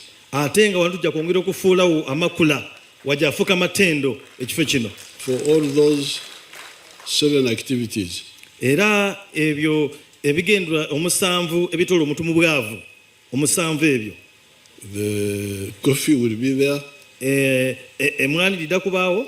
The fruits. Ebibala. I need an acre of fruits. Ayenda oyika nama ya bibala byonka. You have to choose whether it is mangoes or oranges or whatever you choose. Bene munasalawo ekisinga akola whatever they choose, my technical staff. Mbo technical team ye ne nasalawo ebibala bisinga akola bulungi. The dairy, ente, I will have not just 8. I will have 8 for the farm, but I will have many for the villagers. I want all of you to become balalo. Ate mzee yakobye nti mwali ku by'obugaluke buwera mujafuka balalo mwena abawente mulundireyo. So, General Bareche, we shall have the 8 for the farm, nucleus farm, but also I want to buy your land, that land you are talking about. Ali kulagira omukulu gw'ekigemaku nti bajja tukusigaza ente 8 edda wano aye ate bajja agula eitaka mu bunene omukyalo eitaka lyasabye nti liri wano muze yakwera ati ajja kuligula. Then we have a multiplication center there for the cows. Then mu itaka erina baligulibwa bazaaze mu ente erina baliteeribwa eyo libenga lyeyongera okugaziwa n'okuwera. Then the 4th acre should be for food. Yike yokuna ejja kuba ya mmere kulima ebirime ebireeta emmere. Either muhogo or banana, whatever they choose. Oba muhogo, mboli, matooke aye yemmere egasa amaka gaife. Then the enkoko. N'enkoko dona ayenda mudirunde. Not 500, but a big number. Ya ajja kutawa nonga enko diri mu bungi mwena mulunde nga tingo ku 5 byonka ebiri wano. Then the pigs also. Ni mwabende embidi nga timuli basiraamu oba banyankole era mwena mujja kulunda embidi mu bungi. And then fish farming.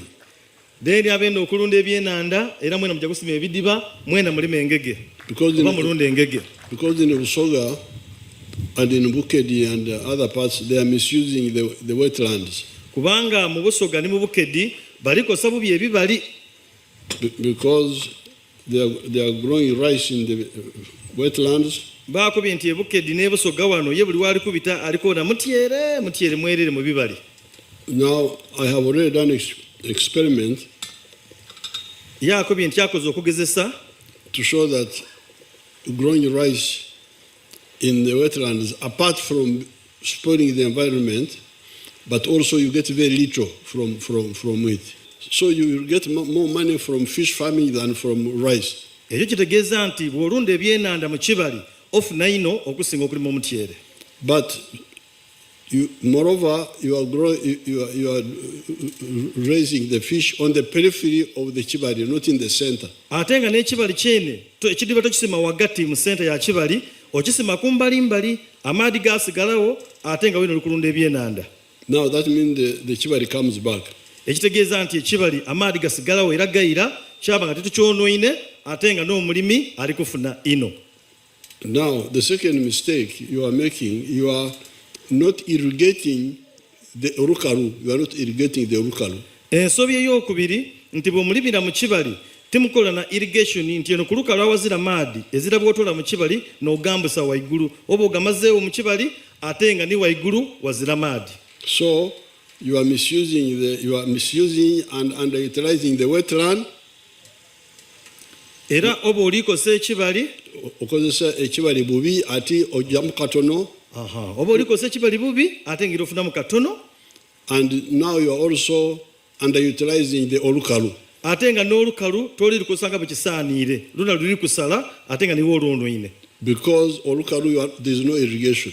Go from the center, go on the periphery, do fish farming, let the swamp come back. Kale ebibali mubireke mu center yawo musibe ebyenanda kumbali ate tusigaza amaadi ag'ofukirira.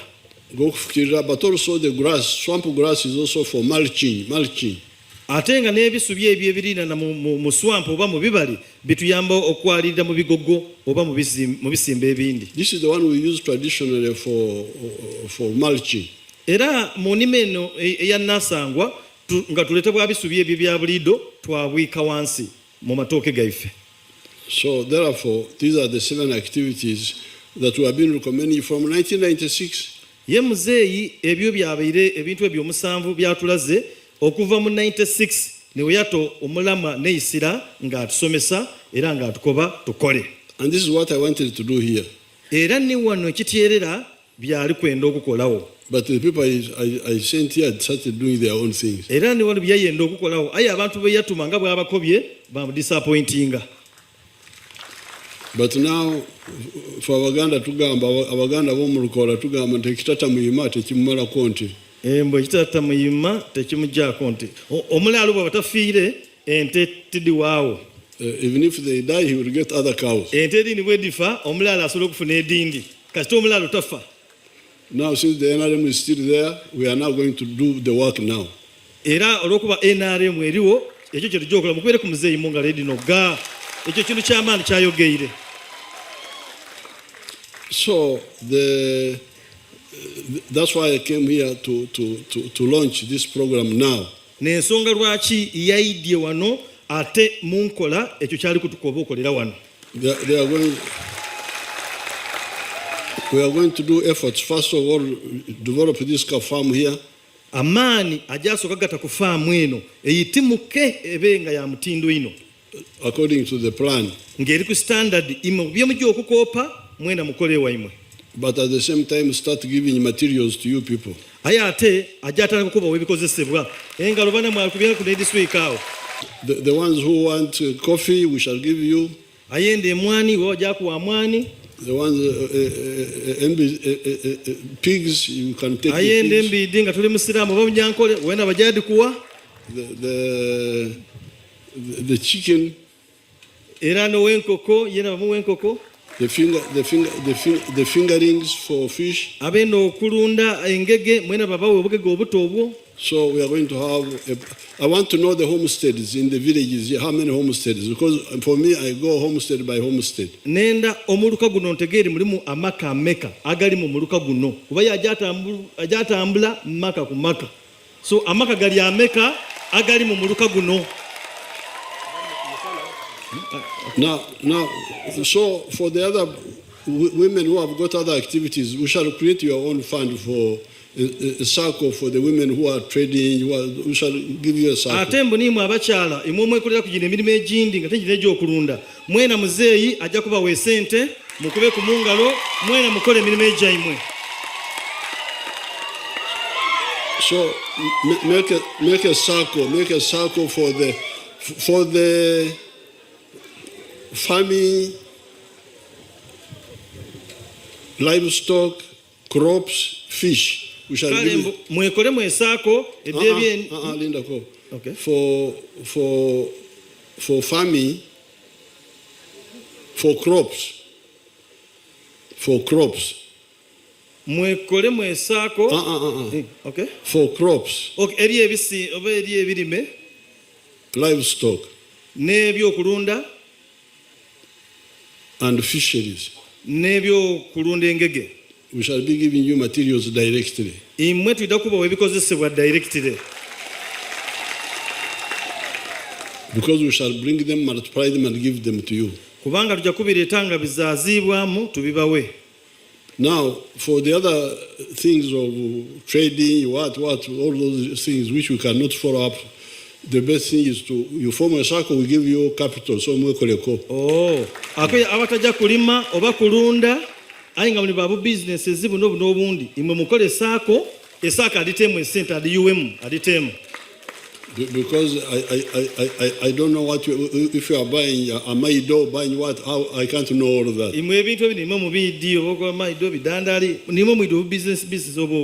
So the best thing is to empower your circles.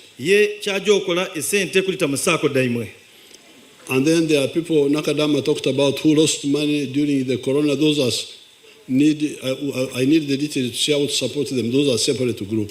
Era waliwo ekibiina ekyo omukyala minisita Nakadama bayogereku abe Mayuge Town Council bona ajja kubona bwadiringa nabo okubita minister. So I thank you, and I now when I come back next time I want to find people who are working now.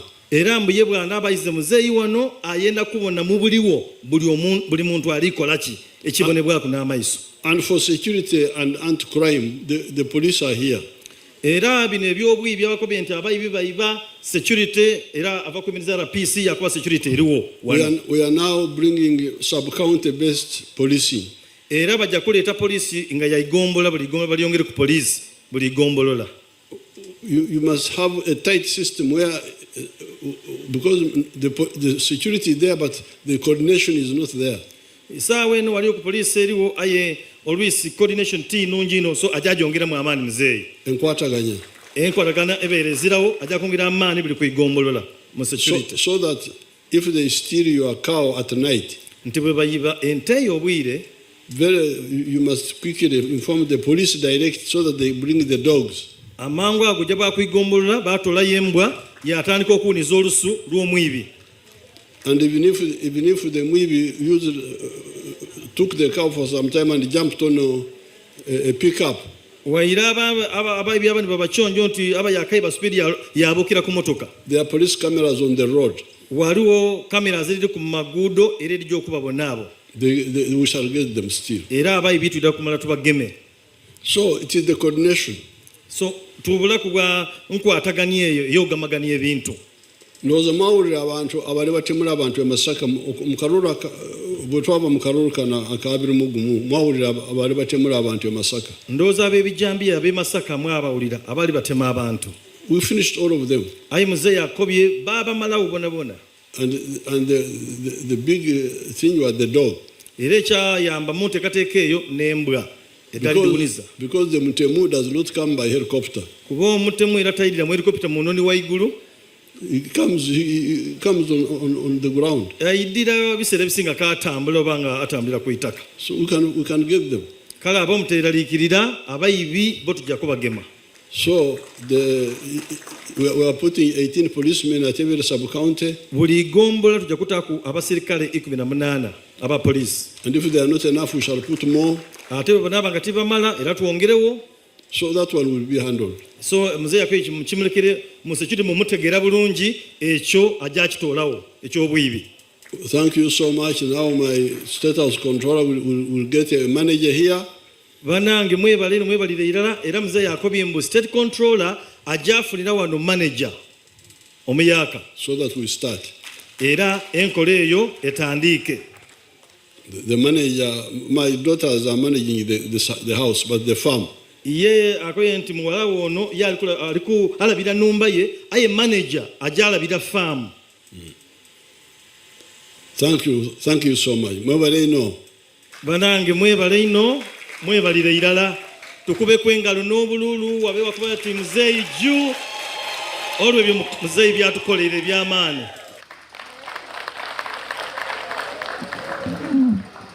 Obutamala bwire ne yayesa abantu bano ayogere ku gye bali. Florence Mutyabule ali mu office of the president nga mutwaire Butambala tulina nibala DC z'abantu balina yano okumala ennaku tondona ku kyangu otandika kuba nyife wano chairman wange bano bava ku byalo ebikuliira ine byonna byonna mu muluka ate ng'obwire buziba tosula ku luguudo weerera okujja okumulwanisa. And we spent there 16 years. Baba emyaka 16. Era oyo yategeranga nkoko n'intale. And they also some there. Wale gwe bayitanga lubanga yagemanga cameraman oyo. So this was bazabi nebita sente edomunsawo ayi nga ate balina amagana. Bw'olira birire bulungi. Even if you do it in a small scale. Edenzungu nibwo lita abantu abatono byosobola okuliganulwamu. Baleka ebintu by'omugaso. Ate abagambe bitagasa they are also many. Ate abene ebitagasa n'abangi. Ali kutunda buti tray 300 buli lunaku edamaki 300 13 300 no ali kutunda 300 tray 300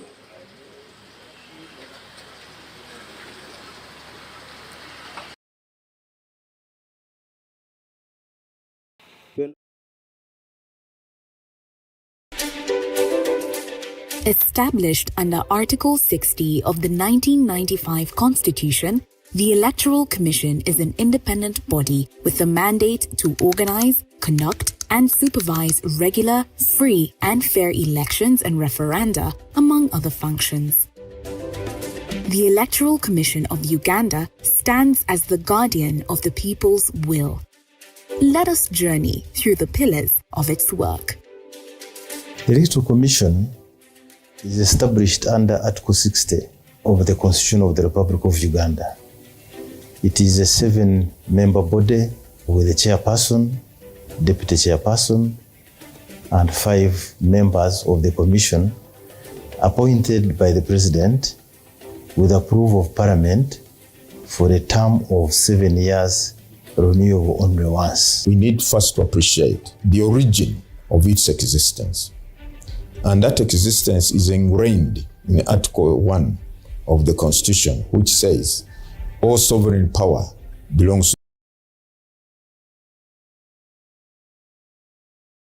the people of Uganda, who shall exercise their sovereignty in accordance with the provisions of the Constitution. Therefore, the Electoral Commission can be best described as a vehicle, as a means, as a channel for enabling the people of Uganda to express their will and consent on who should govern them by organizing regular, free, and fair elections. According to Article 61 of the Constitution, the Electoral Commission, in fulfillment of its mandate, compiles, maintains, revises, and updates the National Voters Register, demarcates constituencies following the provisions of the Constitution, formulates and implements voter education programs related to elections, organizes, conducts, and supervises elections, hears and determines election complaints arising before and during polling, and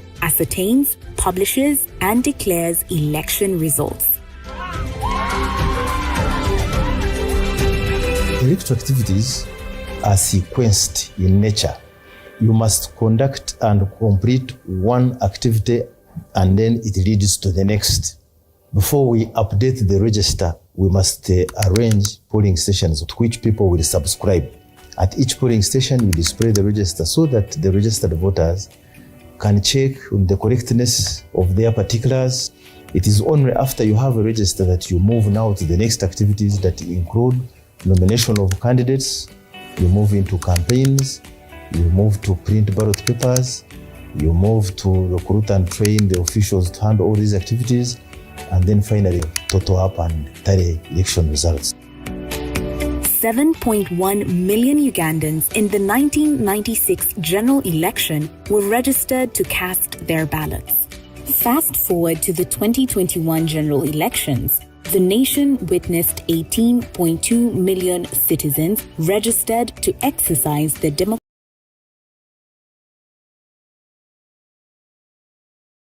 right, a testament to the nation's civic participation. To broaden and enhance electoral participation, the Commission collaborates with civil society organizations.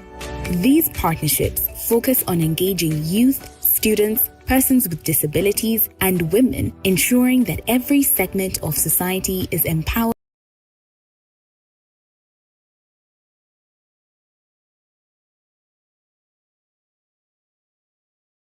to take part in the democratic process. The Electoral Commission calls out institutions to come and collaborate with it. They accredit the institutions to carry out voter education and civic engagement for institutions, both the civil society, but also individuals, including international organizations. The Electoral Commission has helped young people, for example, university leaders that are standing up for positions, and it has gone ahead to train the young leaders that are taking up these spaces in society. In our elections, the Electoral Commission provided tools like the ballot papers in order to ensure a free and fair election, and they've gone ahead to equip the youths and young people with civic education that has helped them, give them a better perspective when it comes to elections. The Electoral Commission has been very active or very instrumental in as far as promoting young people's participation, with specific emphasis on elections for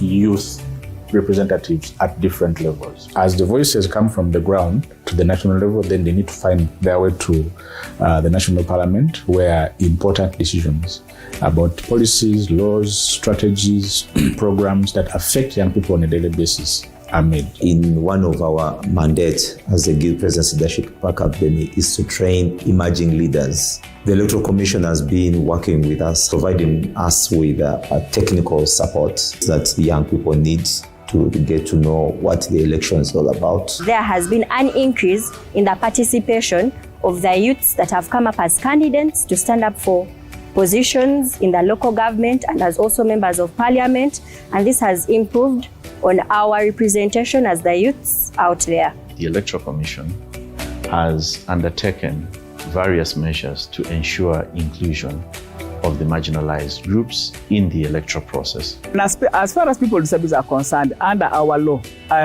Person with Disabilities Act 2020, the Electoral Commission has been given specific roles to conduct the elections of persons with disabilities, right from the village up to the national level, where you get the members of parliament. The Electoral Commission has adopted sign language interpreters in most of its fora that relate to elections, be it in voter education activities or in political campaigns. In its efforts to improve public awareness, the Commission works closely with the media fraternity to disseminate electoral information and guidelines to simplify and clarify voting processes for all citizens. Media is a key partner to the Electoral Commission because we disseminate information regarding their roadmap, the electoral process, and we work together hand in hand. And we do this nationally. So the collaboration has been quite key and engaging, and it is historical. It's not recent. All the election cycles, the Electoral Commission regards Uganda Media Center as a partner. The Commission also engages with religious organizations to promote peaceful participation and foster community trust, playing a vital role in encouraging voter turnout, countering misinformation, and promoting tolerance and unity throughout the electoral process. The Interreligious Council of Uganda has structures that stretch from national to the grassroots. With the Electoral Commission, we developed something called a civic engagement process, where we're able to educate on the role of the citizens of this country in ensuring that we have a free, fair, transparent, and credible election. To safeguard the integrity and safety of the elections, the Electoral Commission collaborates with security agencies to maintain a secure and peaceful environment. Additionally, the Commission maintains a working relationship with Parliament, which is responsible for refining the legislative framework, enacting amendments, and ensuring that adequate resources are provided to the Commission to enable it to discharge its mandate effectively. As Kasita, we decided to move hand in hand with Electoral Commission to make sure there is several sensitization engagements to interest our members, we have been encouraging the trading community to fully participate in elections. There is increased interest and desire by the people of Uganda to participate in these elections. In my view, this really shows that the citizens of Uganda are attuned to exercising their sovereignty by getting more and more involved in these elections. Therefore, the young people have a key role to play in this country since they are the majority. And the Constitution says that if you are 18 years and above, then you qualify as a voter and also to offer yourself as a candidate for any elective position, right from the president to the lowest. There is a saying that the young people are the leaders of tomorrow, but now we say they are probably the leaders of today. The Electoral Commission remains committed to upholding Uganda's democratic principles, wherein every citizen, regardless of gender or ability, possesses the undeniable right to elect their leaders and determine their future.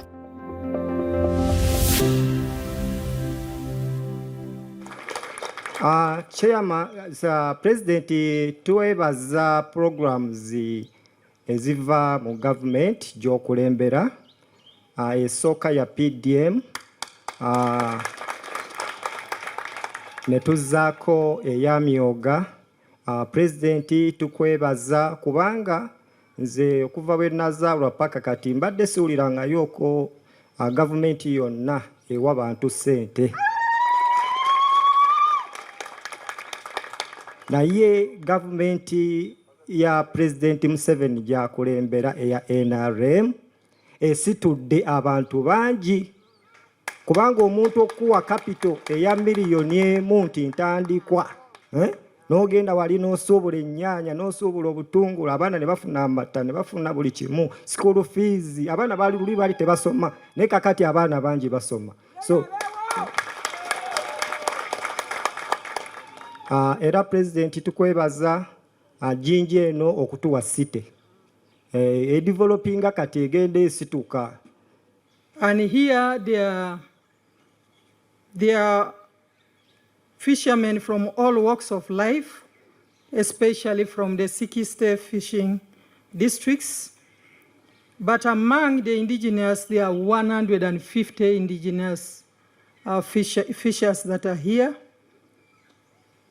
They have recognized the Bakenyi Association. We have fish traders. As I said, we also have the technical team. We have fish farmers under State House, and they have a video. If we allow them, they can show some short videos.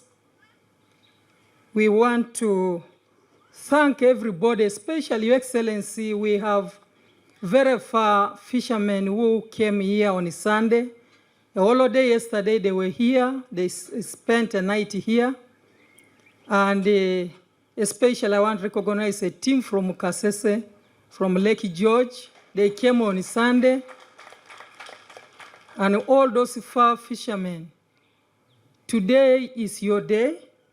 I have a speech of 9 pages, but I'll pass to your staff the status of fisheries at the moment, and I'm sure you will look at them, Your Excellency. It is your day, it is hot, and I don't want to take this day. It is you who has called us to come and interact with you. But if you may wish, Your Excellency, I have a young man here, the son to late Okiror Sunlight. If you can give him just 5 to 10 minutes, you looked for him one time, and he's here with us after this event. If you gave him some short time, he's here. Your Excellency, we have a lot of challenges like any other sector, but today the owners of the lake are here. We don't want to interfere, want to allow them to interact with you. But above all, you are the father, you are the one who has called a fisherman to interact with you. We want to give you enough time. Ndikwenda okwebaza okukuba olukuŋŋaana luno kubanga tumaze ebbanga nga twogera ku nsonga zino wakuba oti oli kwenda kwogera ni baana Kaidongo ab'Ennanda abagitegeera obulungi era kakasa nti abagitegeera obulungi baliwo wano so balina kuleeta lukiiko. Ekyokubiri excellency nina obuntu just bubiri oba busatu oba okusaba ku lw'abantu bano. Tuli kusaba nti ku lwaibwe oziba amagira gona agaleeta obutimba obufu kubanga abantu bano ayagana wakatimba mu iduuka yakagula ebamwagana nti olina akatimba akafu so tuli kusaba nti osala amagezi gona osiba enjera zonna edingiza obutimba buno tube nga tulina obutimba obulamu abantu basobola okugula obutabaleetera ebizibu. Baba ndikwenda okwidukiza olwetwaleero olw'endoozi emyaka gibiseku wali otesiza nti abavubi bedda bawe nads owa abavubi kubanga ab'okuyitaka babawe ente obawere embuzi n'ebindi aye wali okubya oti olikwenda okutegekerayo abavubi nads owa abavubi kansubire nti kyona onasobola okutegemaku. Then ekinasembayo excellency amaato gona gabadaaza olisi bagema eryato tituufu lino limpi lino ireeyi walizimba bubi so ndi kusaba nti Maritime Institute yaffe y'Ebusitema bagimalize mangu kuba twayenda abaana basome boat building ship building ebigabugana n'Ennanda byonna tube nti Uganda baidi okwekolera ebintu ebyo balekerawo okudaaga. When the masses get involved, you forget. You don't even have to supervise, to do what. You only come to support. Kasa abantu batandika okwenyigira mu bintu bino byonna bene ekintu otandika wena obutanigirizibwa ino gugwo gwakwidda bwakubayamba kuba supporting abajje maiso. Therefore, I thought, and that's why I called you people, to ask you. Era nkirowooza ku kyova ndese imwe kubabuuza that this omwoga nti ensonga eno ng'omwogo gwa emino gw'obuvubi. What happened to, because Umunyaruguru is the one who knows about fish. Kiki ekyatuukawo kubanga wakwenda Umunyaruguru naide eby'Ennanda. But this one, we had to bring the army because it is something that has no its owner. Kino eky'eby'Ennanda twali nga tulina okuleeta amagye kuba ekiseera ekyo nga kiboneka obuseerazira mwine kyo. And it is something that belongs to all Ugandans, because the lake belongs to all Ugandans. Ng'ate mukidi bulungi nti kino kyona kyaife twena Uganda. Ennanda byaife twena Uganda. Even me, who is in Rwakitura, I have a share in the lake here. Ni nzali Rwakitura. Zena nande ne waire gala ninze. Aize andi ni share yayo. But who can represent us in the lake? Nani ayinza okutukiikira mu Nnanda. It must be the one who knows. Ateeka okuba omuntu oyaidi. Or something, who have got something additional to bring. Oba oyo ayina ekintu kyasobola nga kimwongeraku oba okuleeta. So that's why kyova I thought it was good to consult you. Kyova bwene nti kirungi ino abeebuuze kwime nga abali mu nsonga eno. The same problem with minerals. N'ekirala n'ebyobugaiga by'omu itaka. Because that one is also going to be, now that there is peace, it is going to be another problem if we don't handle it well. Mpegano nga bwe tulina emirembe bwetagema bulungi byabugaiga bya mu itaka kiyinza ofuuka ekizibu kyona. We discovered some gold in Abim in Karamoja. Abim eyo mu Karamoja twazulayo gold. Zabu. Ni zabu. In no time the whole floor was full.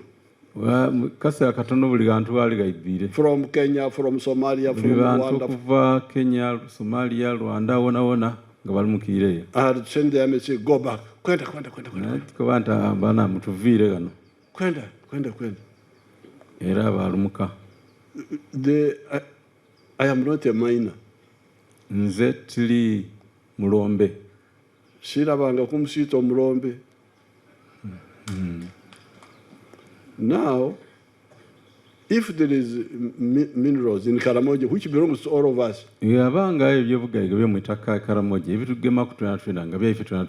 who should represent us to take advantage of director of that mine? Of course, I will benefit indirectly because they will pay tax. I will also benefit. But whom do we? Who represent us there? It must be government is so benefiting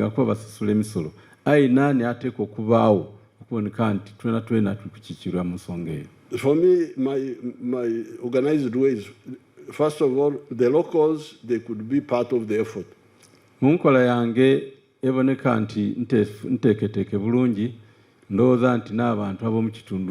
Then we bring from far the people who have got additional, have got capital.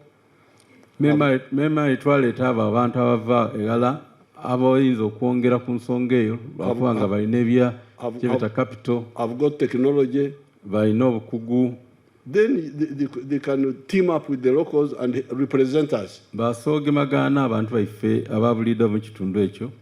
I will benefit.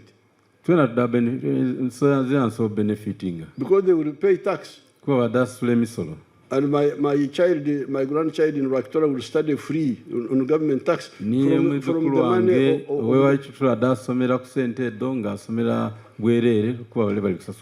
But directly, who should represent us?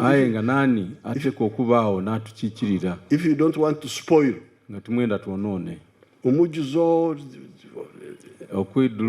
overfishing, what?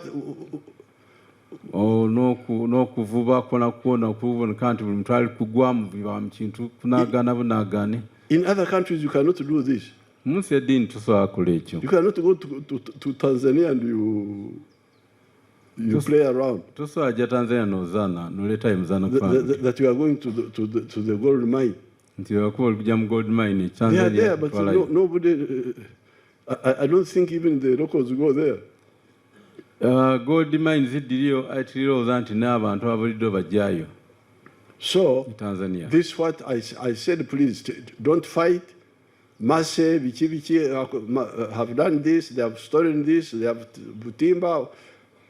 I said this is all because Bananyinimu. Echova nakobanta amulekere tumulwana gana tumulwana namase chovana kwanta bene chintu.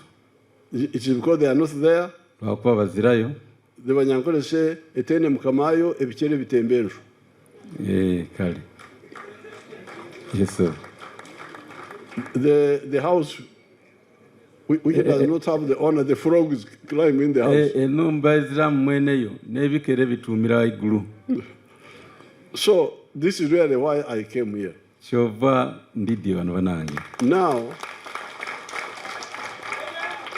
this is number one. Because when I got involved, I also learned more about the fish. They told me that the breeding center of the fish near the shore is called, what is it called? Breeding zone, it's called Echondo. Echondo in Uganda.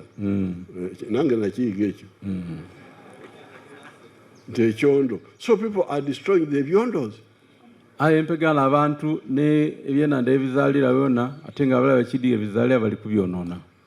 also the people who settle near the shore. The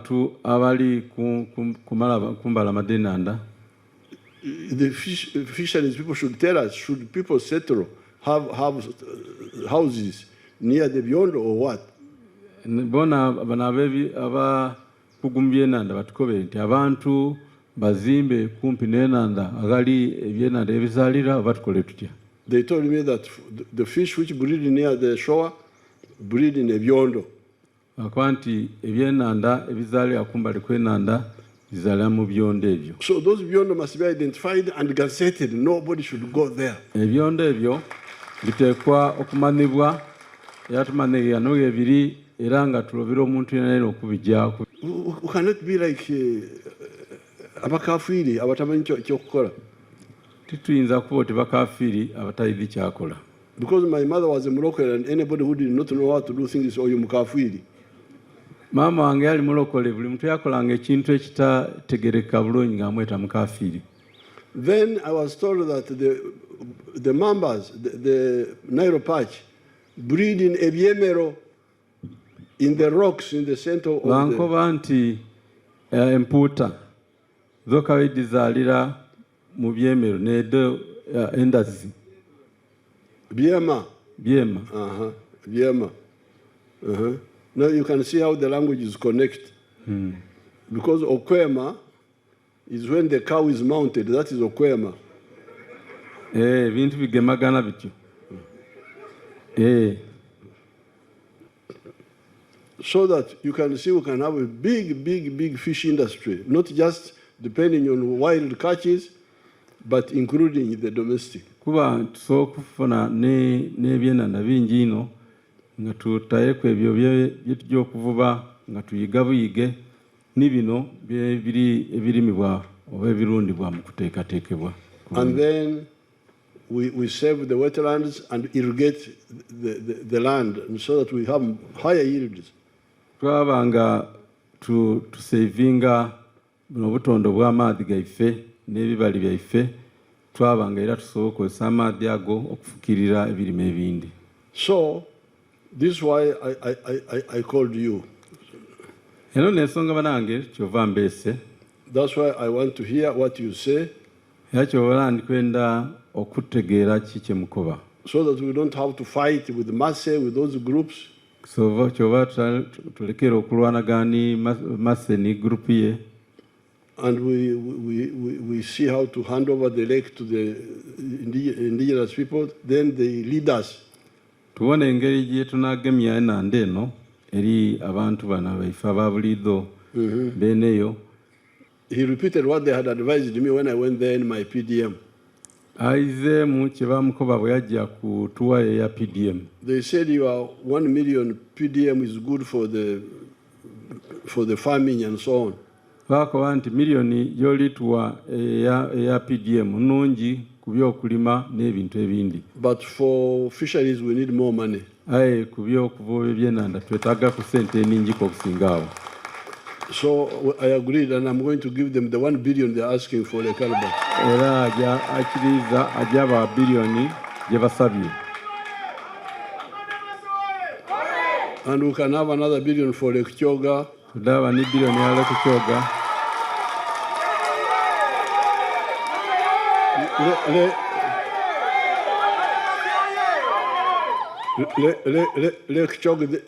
Lake Kyoga this side. Lake Kyoga side yeno. And then even on Nakasongola side we can have another 1 billion. Ni Nakasongola 1 billion.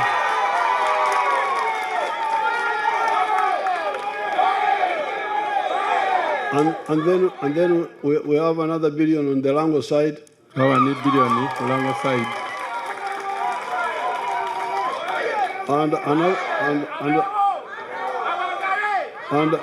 And another billion on the Teso side.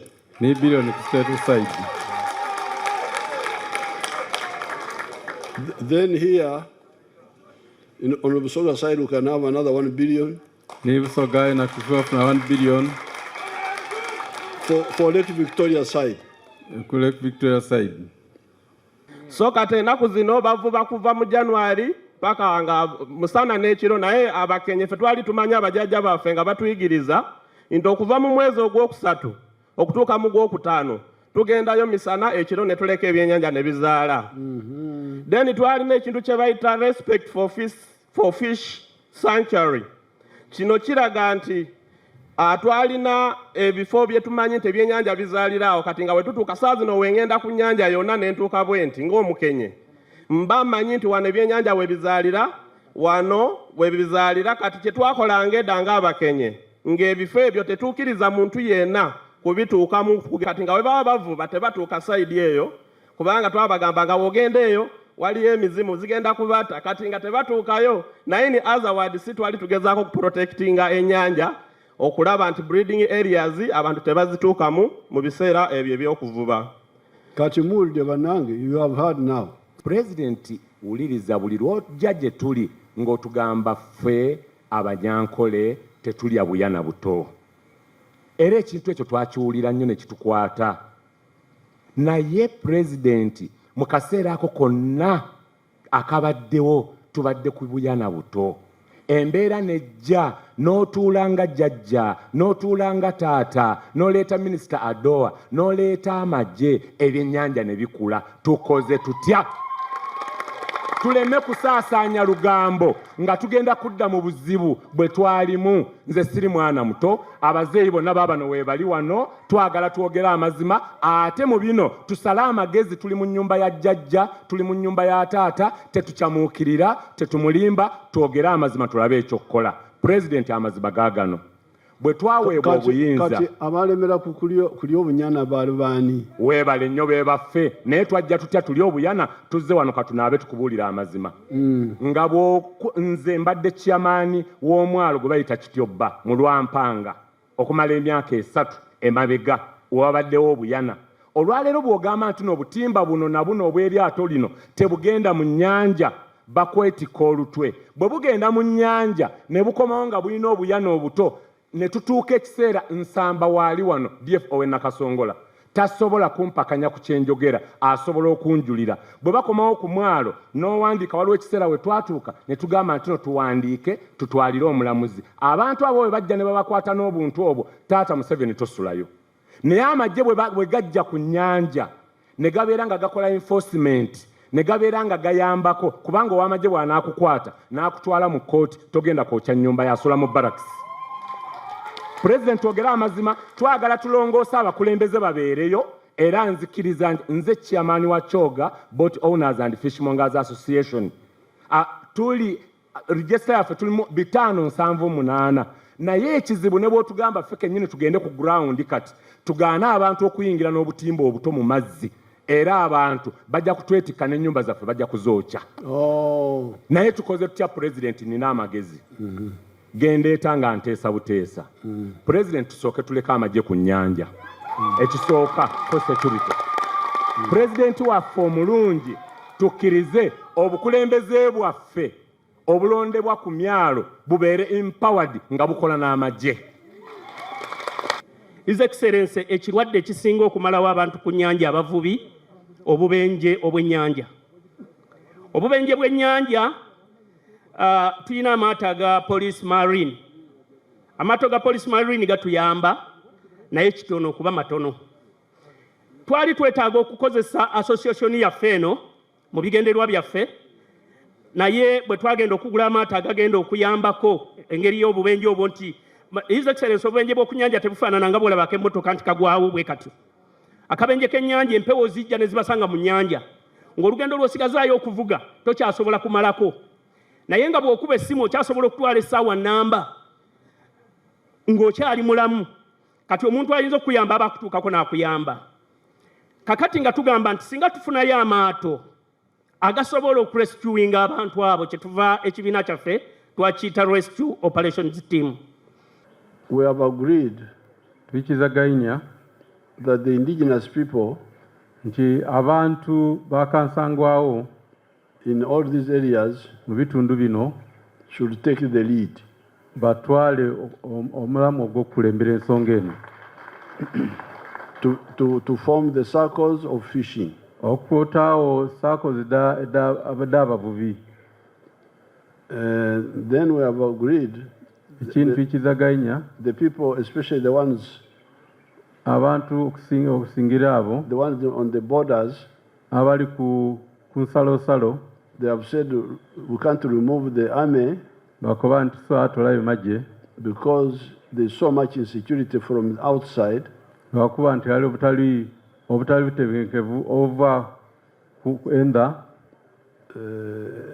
Even if you didn't have the internal problems of discipline. Waye nga titwanda balina nsonga eneya ey'envuba embi eri munda muno ayituna obuzibu obwo. So that the fisheries unit can stay, but backing the people who are fishing illegally. Ntimpegano buno obukiiko amagi gayinza okusigala aye nga gali kusupportinga abantu ababa bali mu kuvuba mu kitundu ekyo. Because of fishing, they need their own fund. Olwa okuvuba beetaaga sente edaabwe ensawo yaabwe ensako yaabwe different from PDM. Eyawukana n'eya PDM because it requires more money. Kuba okuvuba kwetaaga sente nnyingi ku. This is the third point. This is now for the Deputy Prime Minister Deputy Prime Minister to take up with the Prime Minister's office Prime Minister's office and plan for the toilets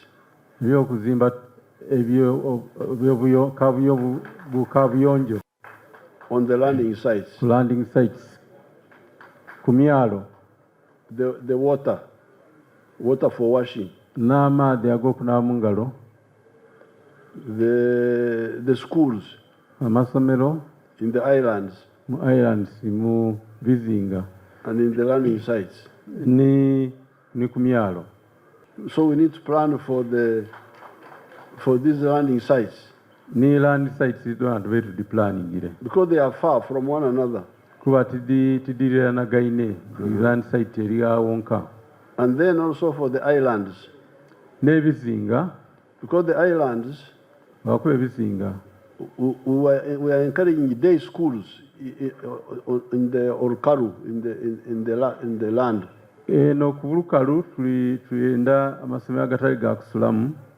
Because they are encouraging day schools where children study and go home.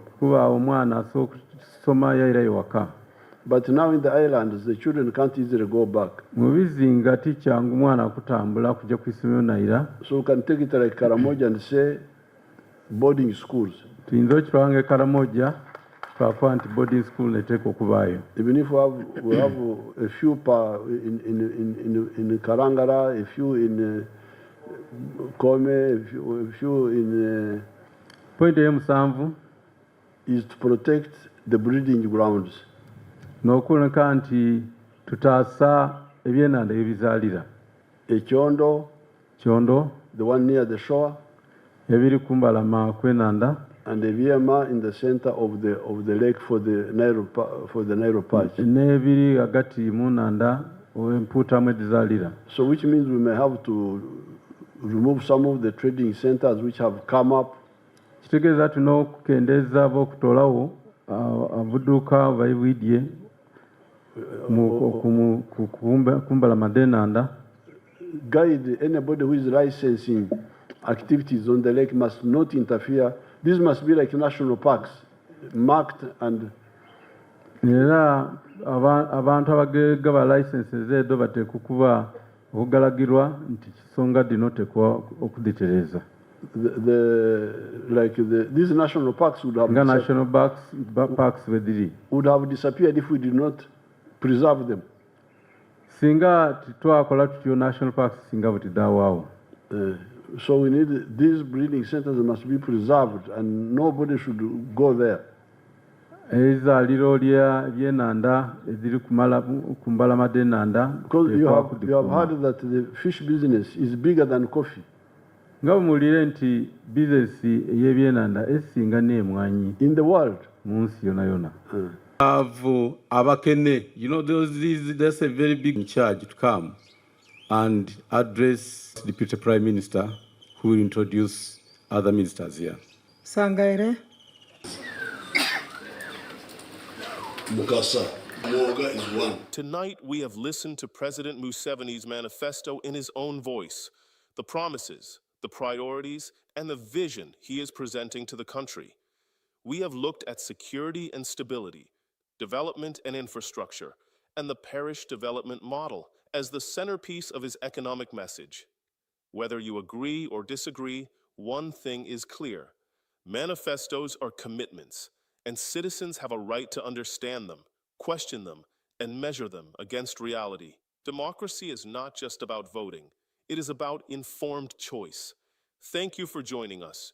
Keep the conversation going, stay engaged, and as always, think critically. Good night.